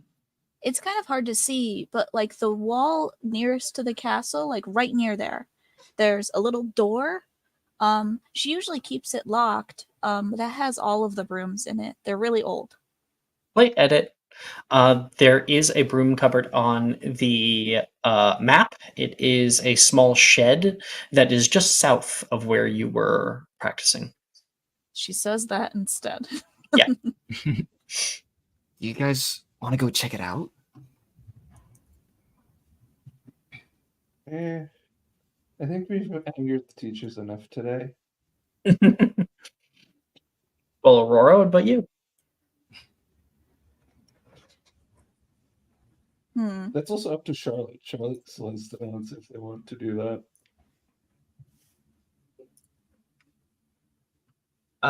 Well, Charlotte did offer to teach Utilitatum to Fee or Aurora if either want to use their free time to try learn that spell, but They do.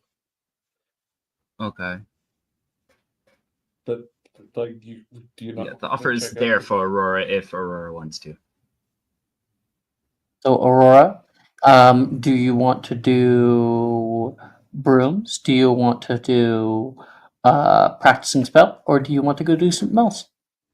I am actually probably just going to annoy an NPC. Plus, that gives me some time to, like, do work because I am currently at work.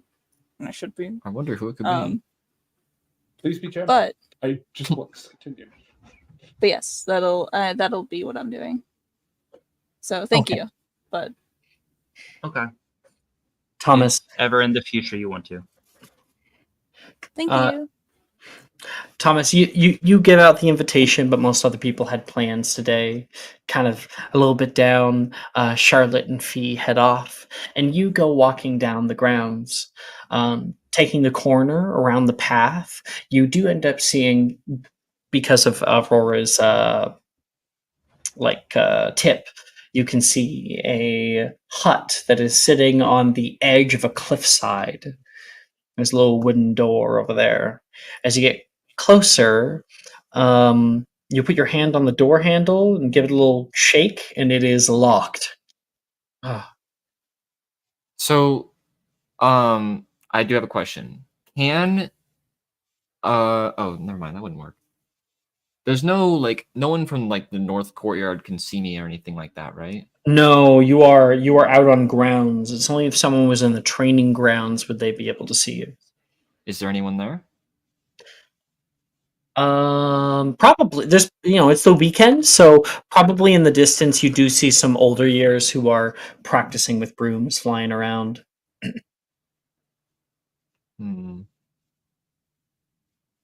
Hey, you're not supposed to be over here.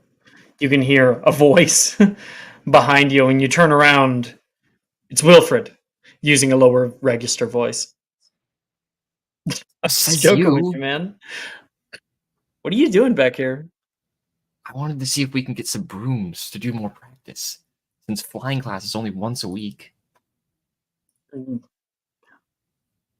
Oh yeah, no, I come down here like every week. Do you think you can get it open? Mr. Thomas Wood, you obviously have yet to really come to know me. Hi, I'm Wilfred. And Thomas will reach out to shake his hand. Wilfred Gideon. Fun captain extraordinaire. Well, by all means then, be my guest. And I'll like step aside and do like a little like grand gesture towards the door. Be like, go for it. Okay, but if it works, you have to say, "Oh, captain, my captain." Fine. To go over, and he is going to, with one finger, tap the door. Boom! That is an 18 on the die.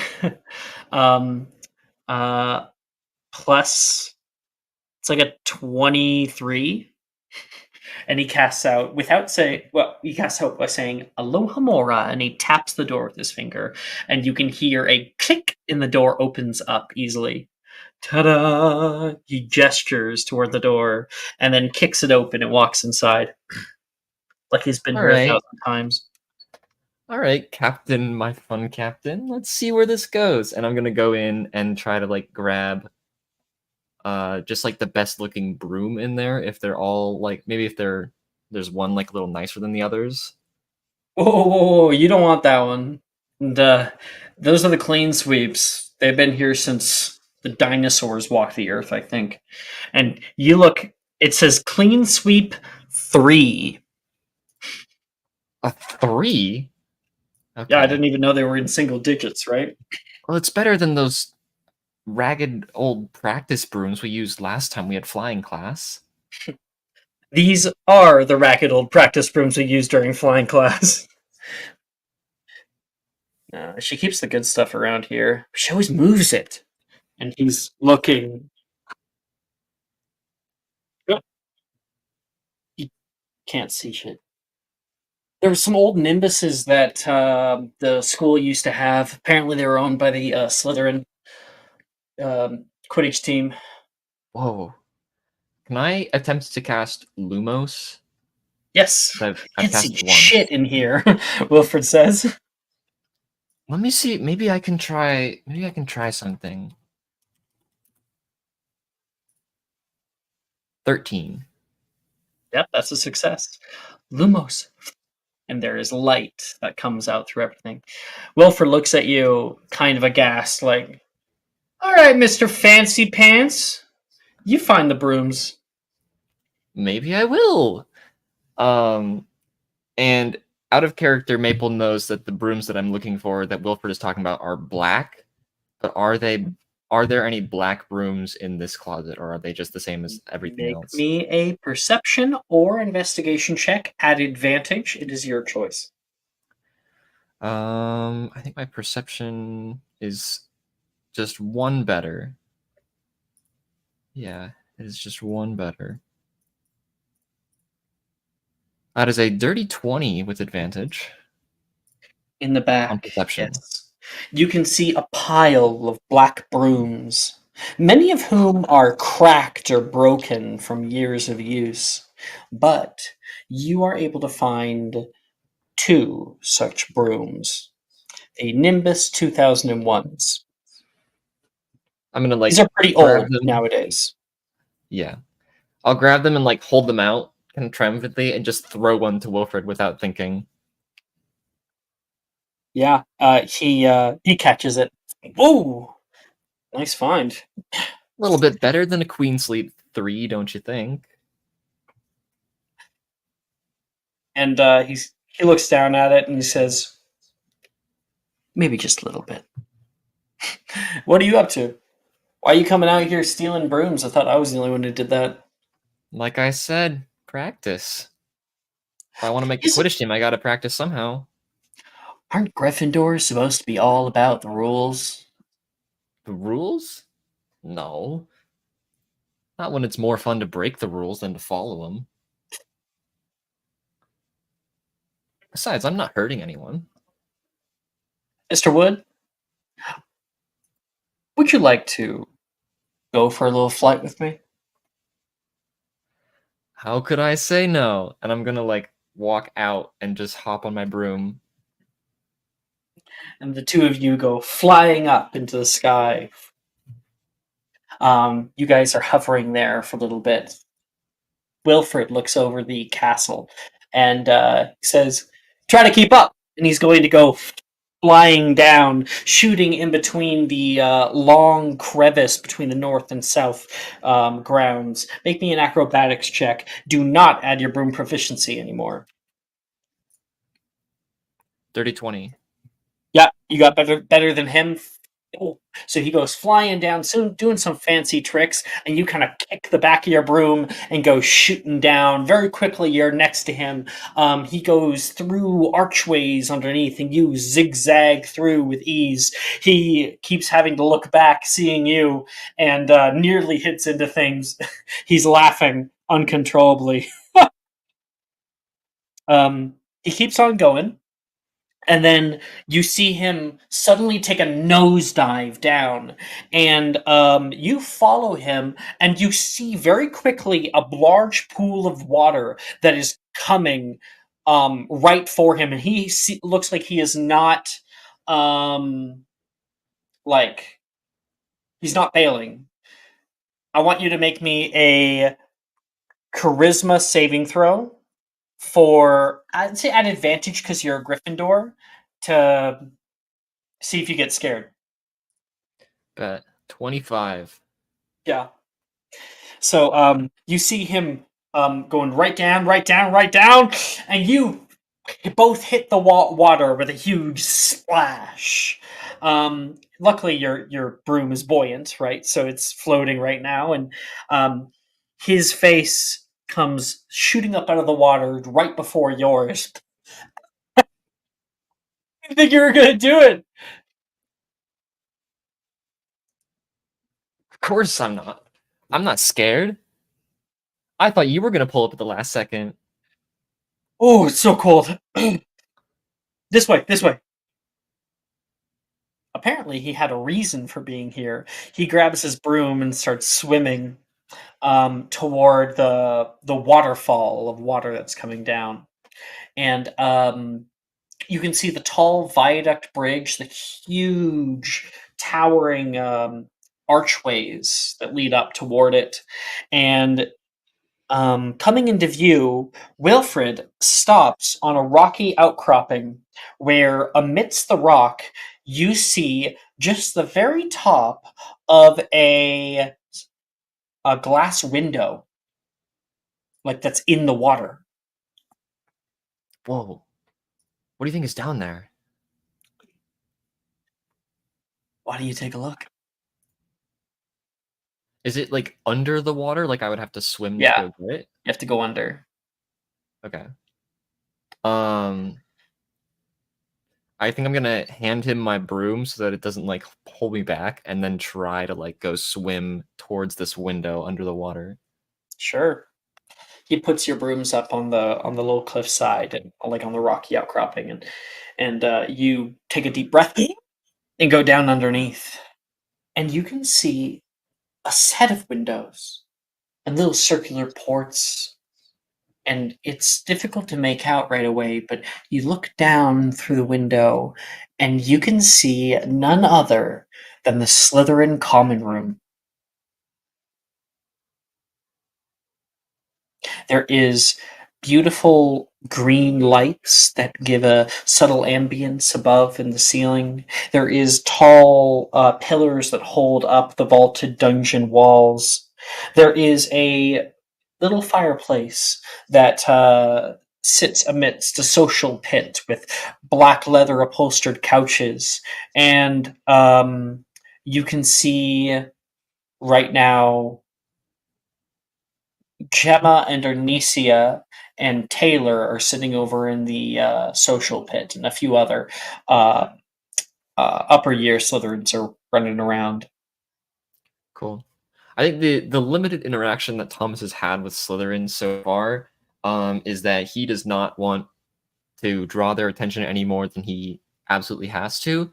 So as soon as he realizes that this is the Slytherin common room, he's gonna like kind of like almost use the window frame to like shift himself towards the side so that if someone looked up, they wouldn't see like his whole body floating there, and then just try to like look around to see the three who he recognizes, and then just like see what they're doing, I guess. It's impossible to make out exactly what they're saying, but they're mostly just talking. Gemma seems to be bitching about something. You can tell by her general demeanor. Arnesia laughs wholeheartedly. Taylor is listening quietly, and then you can see after a second she stands up and begins walking over toward the window. Do you hide? I think Thomas is gonna kick back up towards the surface of the water to get away from the window because he's running out of breath a little bit. Like around the wall side, you see Taylor sit up into the windowsill and pull out a little book, look out into the water, but doesn't see you far up above her. And when you surface again, Wilfred's there waiting for you with a big grin. Wow, I guess it makes sense that they're so close to the water, but it must suck to be underground for them. Yeah, it must be really really cold. I have been testing out a few different things, seeing if I can get in through the window. In through the window? In through. Okay, that's fine. I don't get it. Through the wall.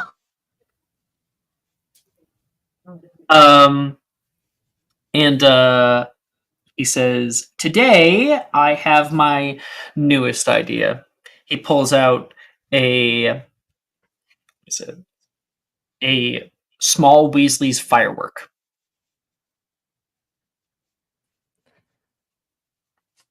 Are you gonna try to throw a firework at the window? Well, it says that I can light you underwater. I have to see this. But Yeah, I'm gonna stay at the top packaging. of the. Self-oxidizing. I don't know what that means. I don't know what oxidizing means. I think Thomas is gonna try to watch but not get involved. Like he's gonna stay at the surface of the water while Wilfred is doing his thing, just in case. You can get onto the broom and like hover up above the water, and all the water's dripping off you. Yeah.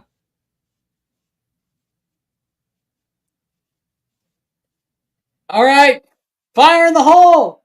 He yells up, and he flicks his fingers with a snap, and a bit of fire is created on his thumb, just hovering above it, and it lights the wick.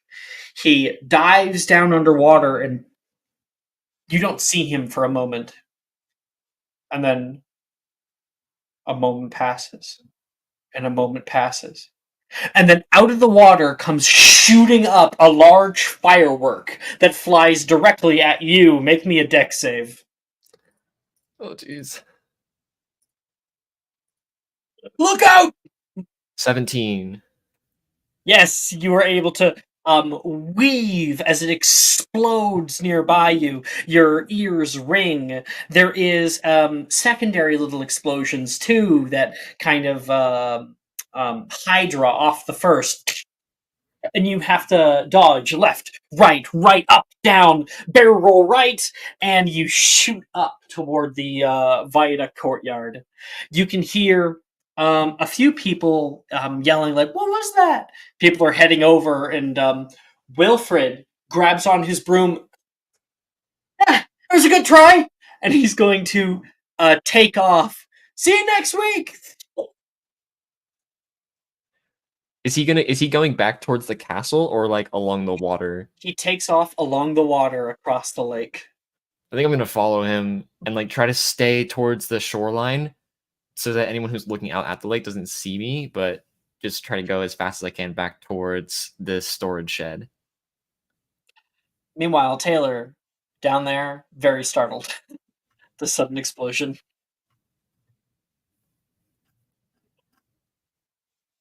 Okay, so that's Thomas. Charlotte, Fee, where are you guys doing these spell attempts?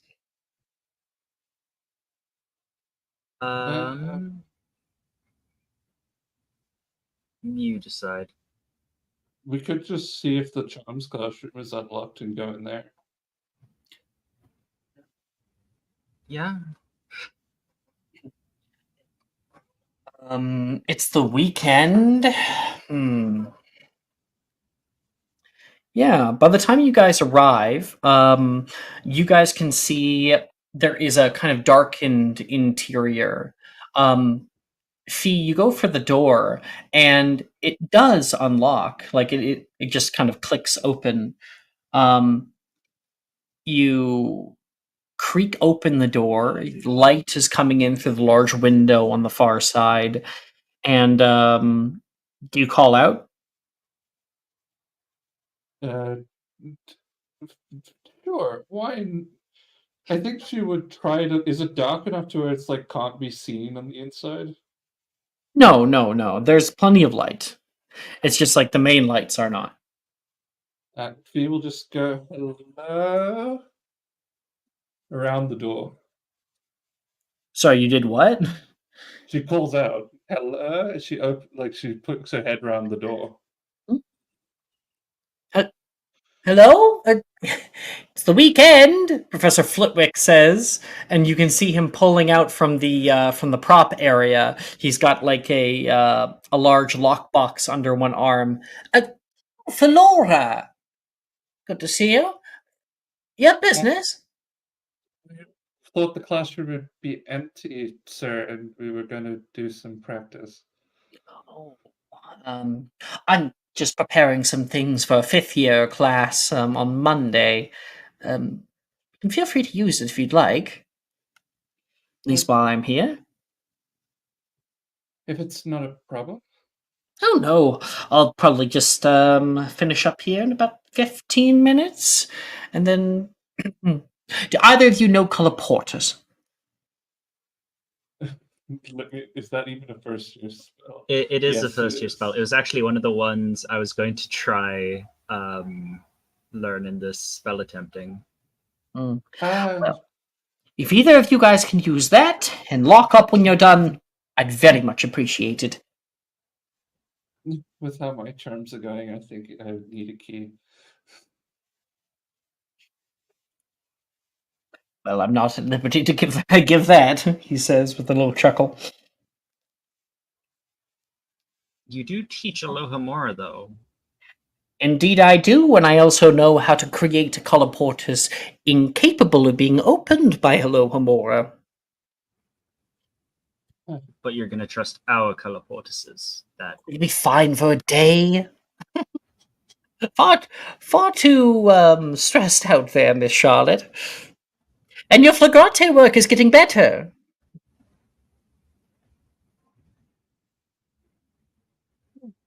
Charlotte will do like in cursive thank you and then do a little curtsy.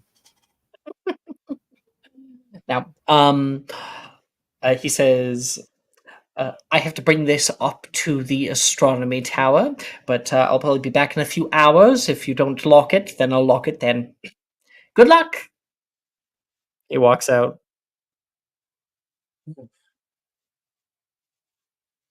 My charms are hopeless. His fee kind of just brings out her armor early. Well, here's hoping with some practice next semester we can do better. Yeah.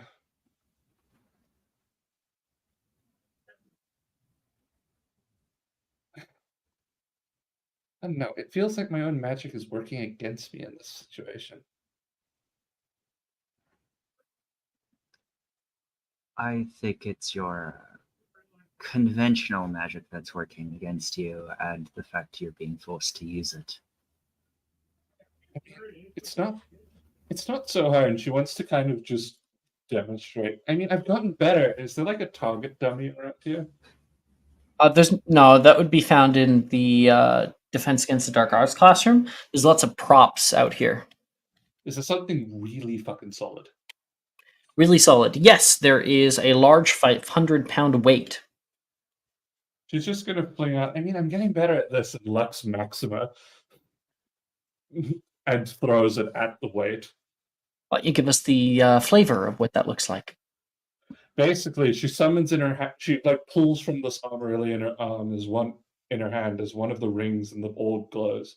She pulls the light out from this crystal ball, and as she goes to throw it, it becomes a beam that just hurls from her hand into the weight of this bright golden light.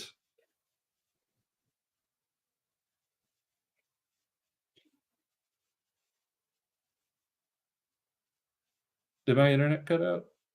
No. Charlotte's gonna ponder for a moment and But I can't like do like basic charms.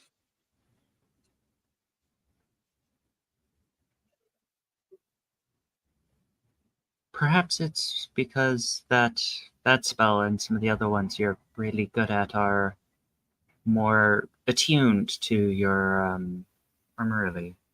Perhaps it's that the charms and stuff are sort of opposing the natural energies or something. There's something natural about this. About magic? I mean, the armor really, it's more. It's. I don't know how it works.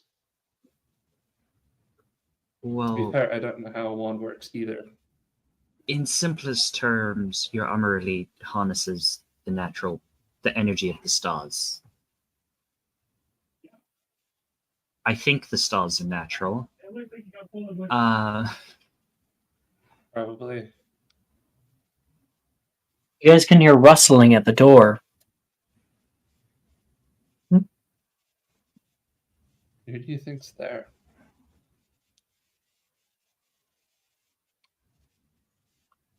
Aloha Mora, you can hear. And the door unlocks. Well, it wouldn't be locked. It wouldn't. Well, I mean, if you lock it if Professor Flitwick locked it with his own key, you can unlock it from the inside, just a deadbolt, right? Okay. I'm just gonna. I don't think that's how deadbolts work. Well, yeah, it is. It's kind just of. a little. Yeah. A little lever, a little like turn left and right. Okay. Yeah. I was thinking of different kinds of deadbolts. Oh, okay. She's gonna like wait, like hug the corner, and kind of wait for someone to like come through the door and into the. I'm gonna create a fart smell at the door. with Utilitatum. Why? It'll lure them out. Or Door repel opens them. up. And someone is walking in. Are you guys just standing there, or? I'm just waiting to see if she comes through the door and around the corner. Drusilla pops in through. Oh, I didn't know anyone was already here. Yeah, I've got to work on my charms work somehow. I lost my bag here last period, I think. Yesterday. It's Saturday. Yeah, yesterday. Why are you actually here? I just told you. She starts going up into the bleachers and is looking through everything. What? You know what? I'm not even going to question it. What are you two doing here? I told you. I have to work on my charms work somehow. Oh, you guys are doing practicing on the weekend? She says. I'm hopeless, and Mom will kill me if I get bad grades. Oh no. It's too bad. You have a parent that cares. Sucks that yours don't. She looks back. And yeah, she does not look happy. Guess it's not here, she says.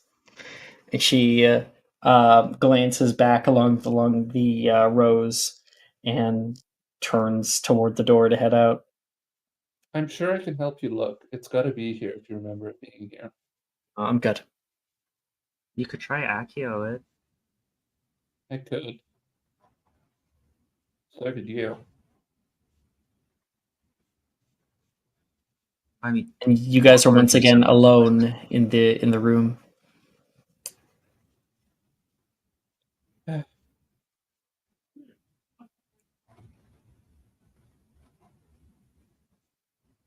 Do you guys want to make your attempt? Sure. Yeah. So if I have this correctly, I can just attempt 2 spells. Just I need to be attempting with the person I'm teaching. Yeah. I think. I believe so. I'm okay. Your subclass should set out the rules of teaching other people your arithmetic. All it says is that I must, both the teacher and learner must use a slot to teach the spell, or free time to teach the spell. But basically it just means that both of you have to use your free period to attempt these new spells. So whenever you do a spell attempt, you get 2 attempts. Yeah. So we can try Utilitatum first. Perfect. I get an attempt to Utilitatum. D4. I can encourage you. Yeah. Oh wait, no, I used my encouragement today because it is but you have up 2. with back then. I have a +1 charisma. Oh. And I'm going to guidance that. Because that's a 13 overall, so it gets success. And Also continue doing in rolling channel, not discussion. FYI. Damn it. Out of it today. And then I might as well try Defindo at least once. Remember, you have to have at least attempted it once to attempt it now. Then I'm going to look in Accio. Okay. Okay, I'm going to.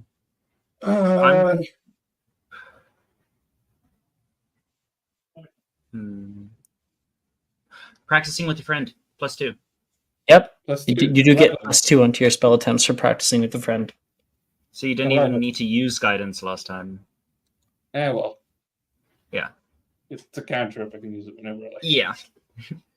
Well, as much as I limit it, which is basically once during this block.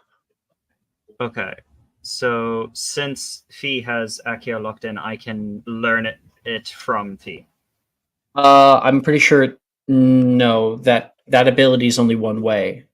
You can teach other people your Isn't this a normal arithmancy. free time thing? No. Normal. See, it makes sense that students would be able to teach each other spells, but it messes with the balance of our game. Meanwhile, you are allowed to teach spells that are from your subclass, which is separate. Okay. So you have the ability to teach. That's it. That's why it's like highlighted in your the arithmancy rune subclass specifically. Yeah. Otherwise, it wouldn't be. It would be highlighted for everyone else. That's an ability Okay. that you have. Okay.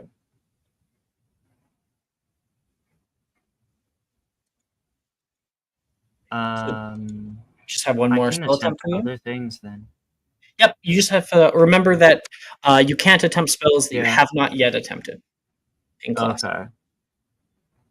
I am going to attempt Lumos and look around the room for whatever Drusilla was looking for.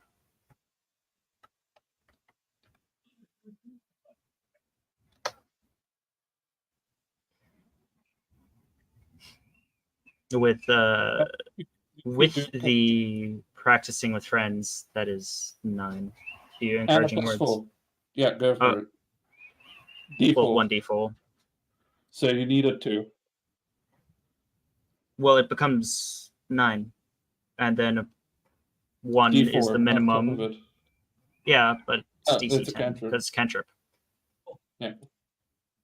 So All right. that would- So Fee and Charlotte in the Charmed classroom attempt their spells, and meanwhile, I think I still get one more attempt because I've only attempted one. Oh, I thought you did too. I did too. If you use your slot you have to use like one of the slots, both of you, to do the teaching attempt. So both you only have one. Okay. He attempted. Now you get your other attempt. That part was okay. Yeah, that part was not clear because it says I need to use the free time to teach it. This is why we need to make edits to the subclass. Yes. Be more clear with wording. Do I find what? It's written by some people who had really good ideas, but no sense of balance or really how to communicate those ideas effectively.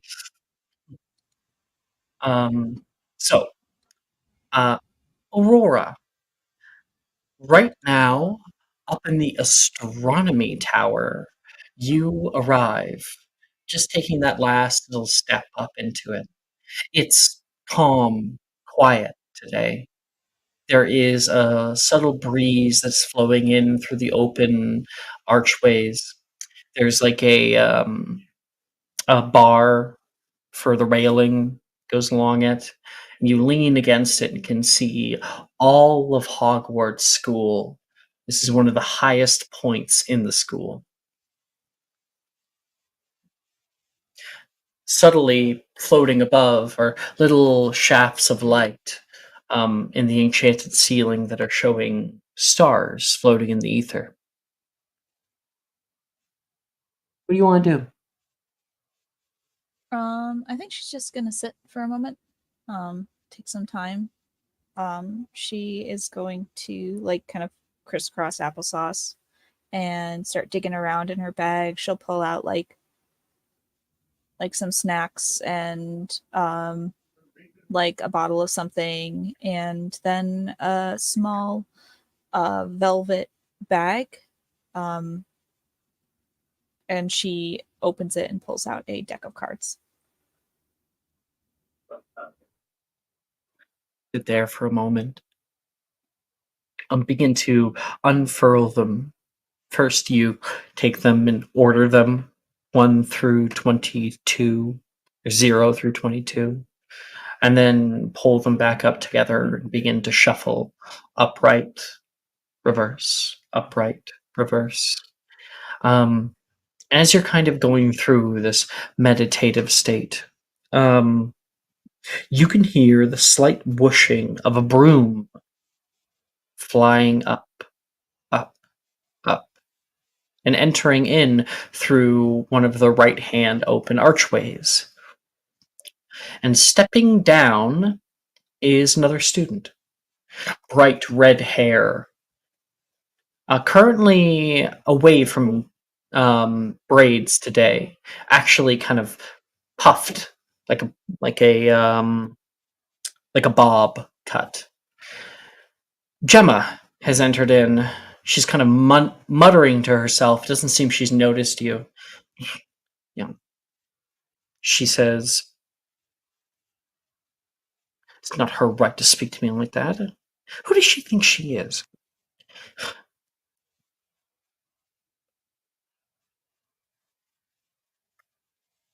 Are you okay? Gemma is caught like a deer in the headlights. I'm fine. She quickly hides the broom behind her back. Very difficult to do. What are you doing here?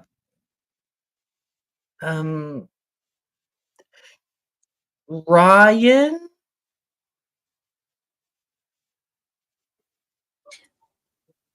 Close.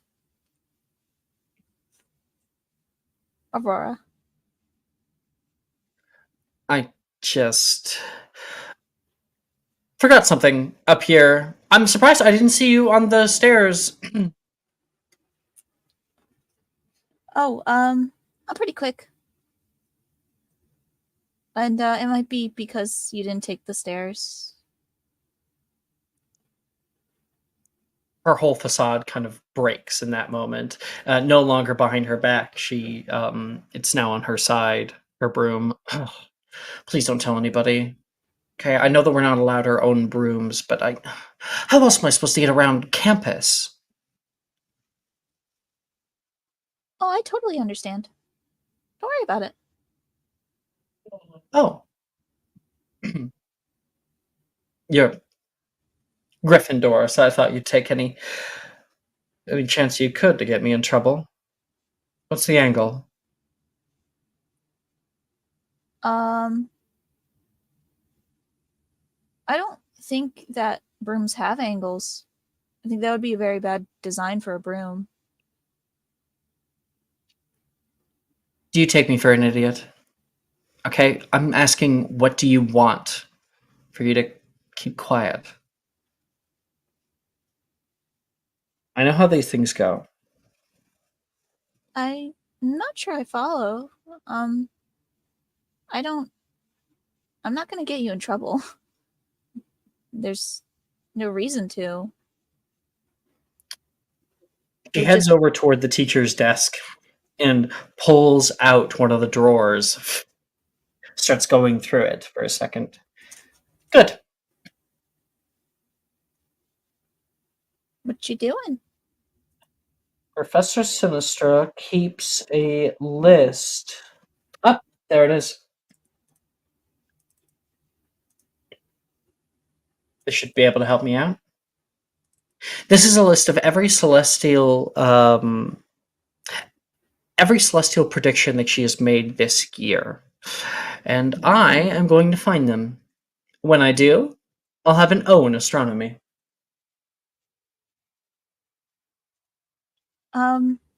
Is that one of our assignments? No, but if I can seem brilliant to the astronomy professor, there won't really be a need for assignments now, will there?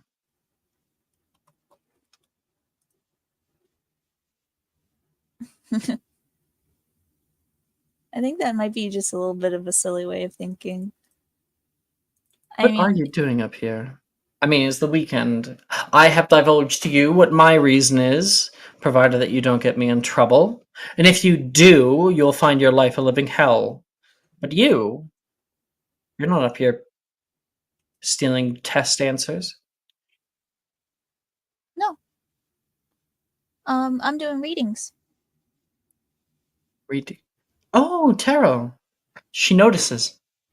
She walks over. Close. She kind of Oracle. stands tentatively, her hands ringing in front of her navel. Oracle decks. Bit smaller. Actually, this one's quite a bit larger. I just find that if I'm doing like daily readings or want some advice, they're a little bit better than tarot. Tarot tends to be very big things, and sometimes I just want to know the smaller stuff. Never used an oracle deck before. I've heard of them though.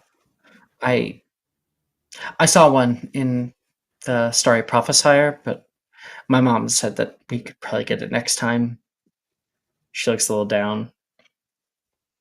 You could take a look at mine, and I could do a reading for you.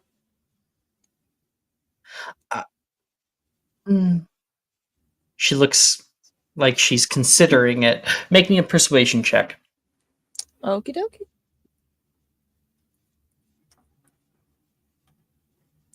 Proficiency in I almost rolled in Wednesday night.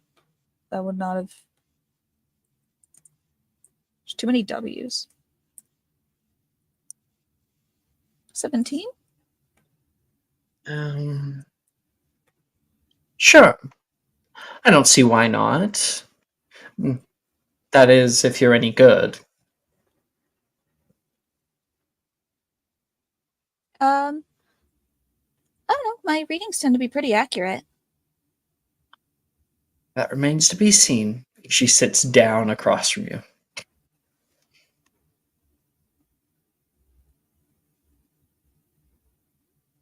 Okay. Here, shuffle. And she'll hand her a deck of cards. It's a pretty thick deck. There are designs, like kind of daisy-like patterns on the back. You want me to touch? Like I can complete that. Normally, you don't touch tarot decks. Only the user. Some people say that. Some people say that if you're trying for a reading, that only your hand should be the one that touches the deck.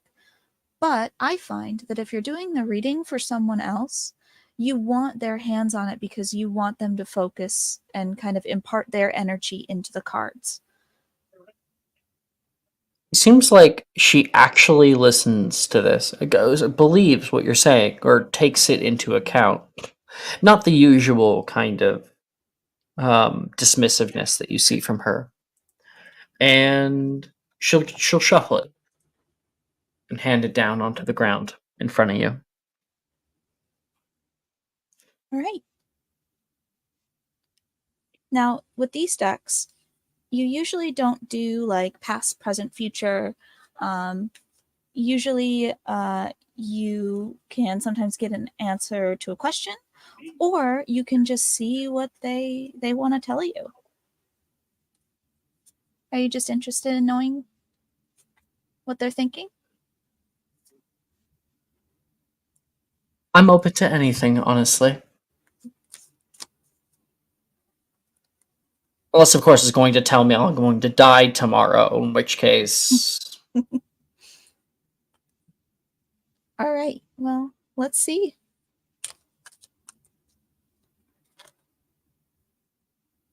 Your card is, and she flips it over, and displayed on the card is a cluster of leaves that give way to tiny purple flowers and a large root system circled by a gold thread. It almost looks like a man. Oh, Mandrake.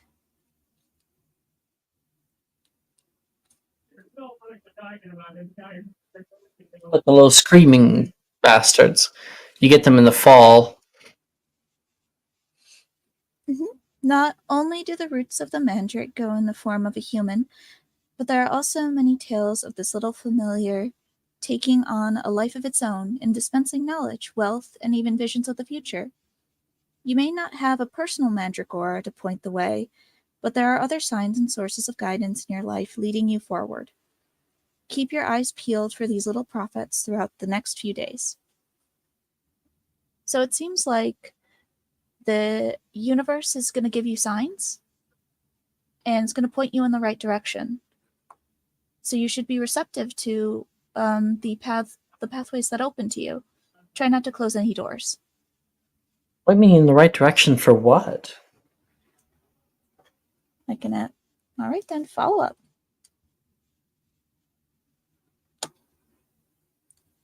Basil.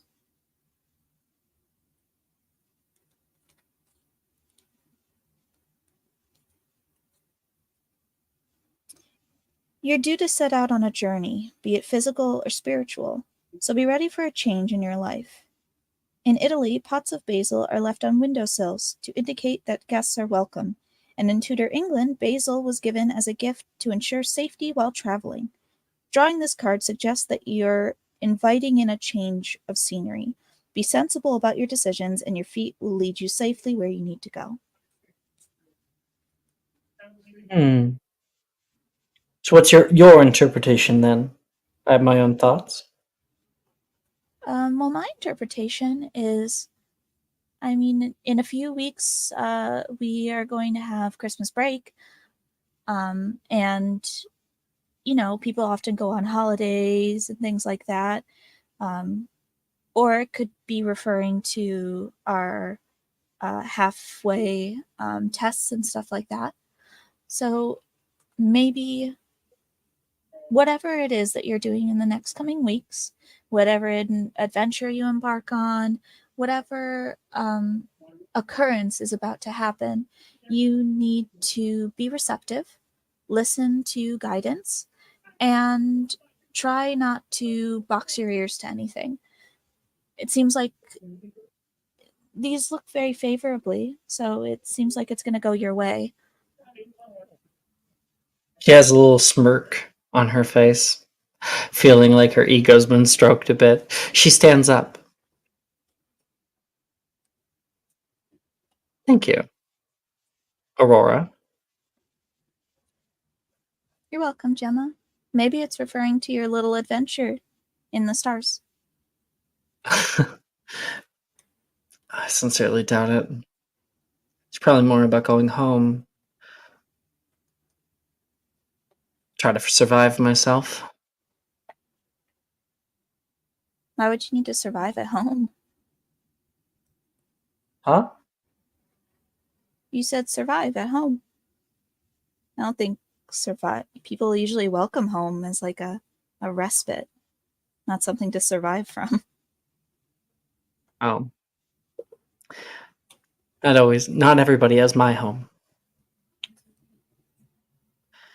Lucky them. If you're ever interested, I stay at the castle for the most part, and if you ever wanted to stay and you need company. Oh. I'll have to think on it. This was nice. It's weird it was finding you up here. She gets onto her broom. I'll see you around. Safe flying. Shoots out the window. And we'll turn back to our cards. That is where we will end tonight's episode. It's also where we're going to have leveling up to level 2. Hashtag level up. There we go. And we also have downtime. Because when we return next episode, it is going to be after Christmas break. And it'll be the second semester of first year. Session 3 is also called Tryhards and Tryouts. And we'll see you guys next week. Before you go, just a second.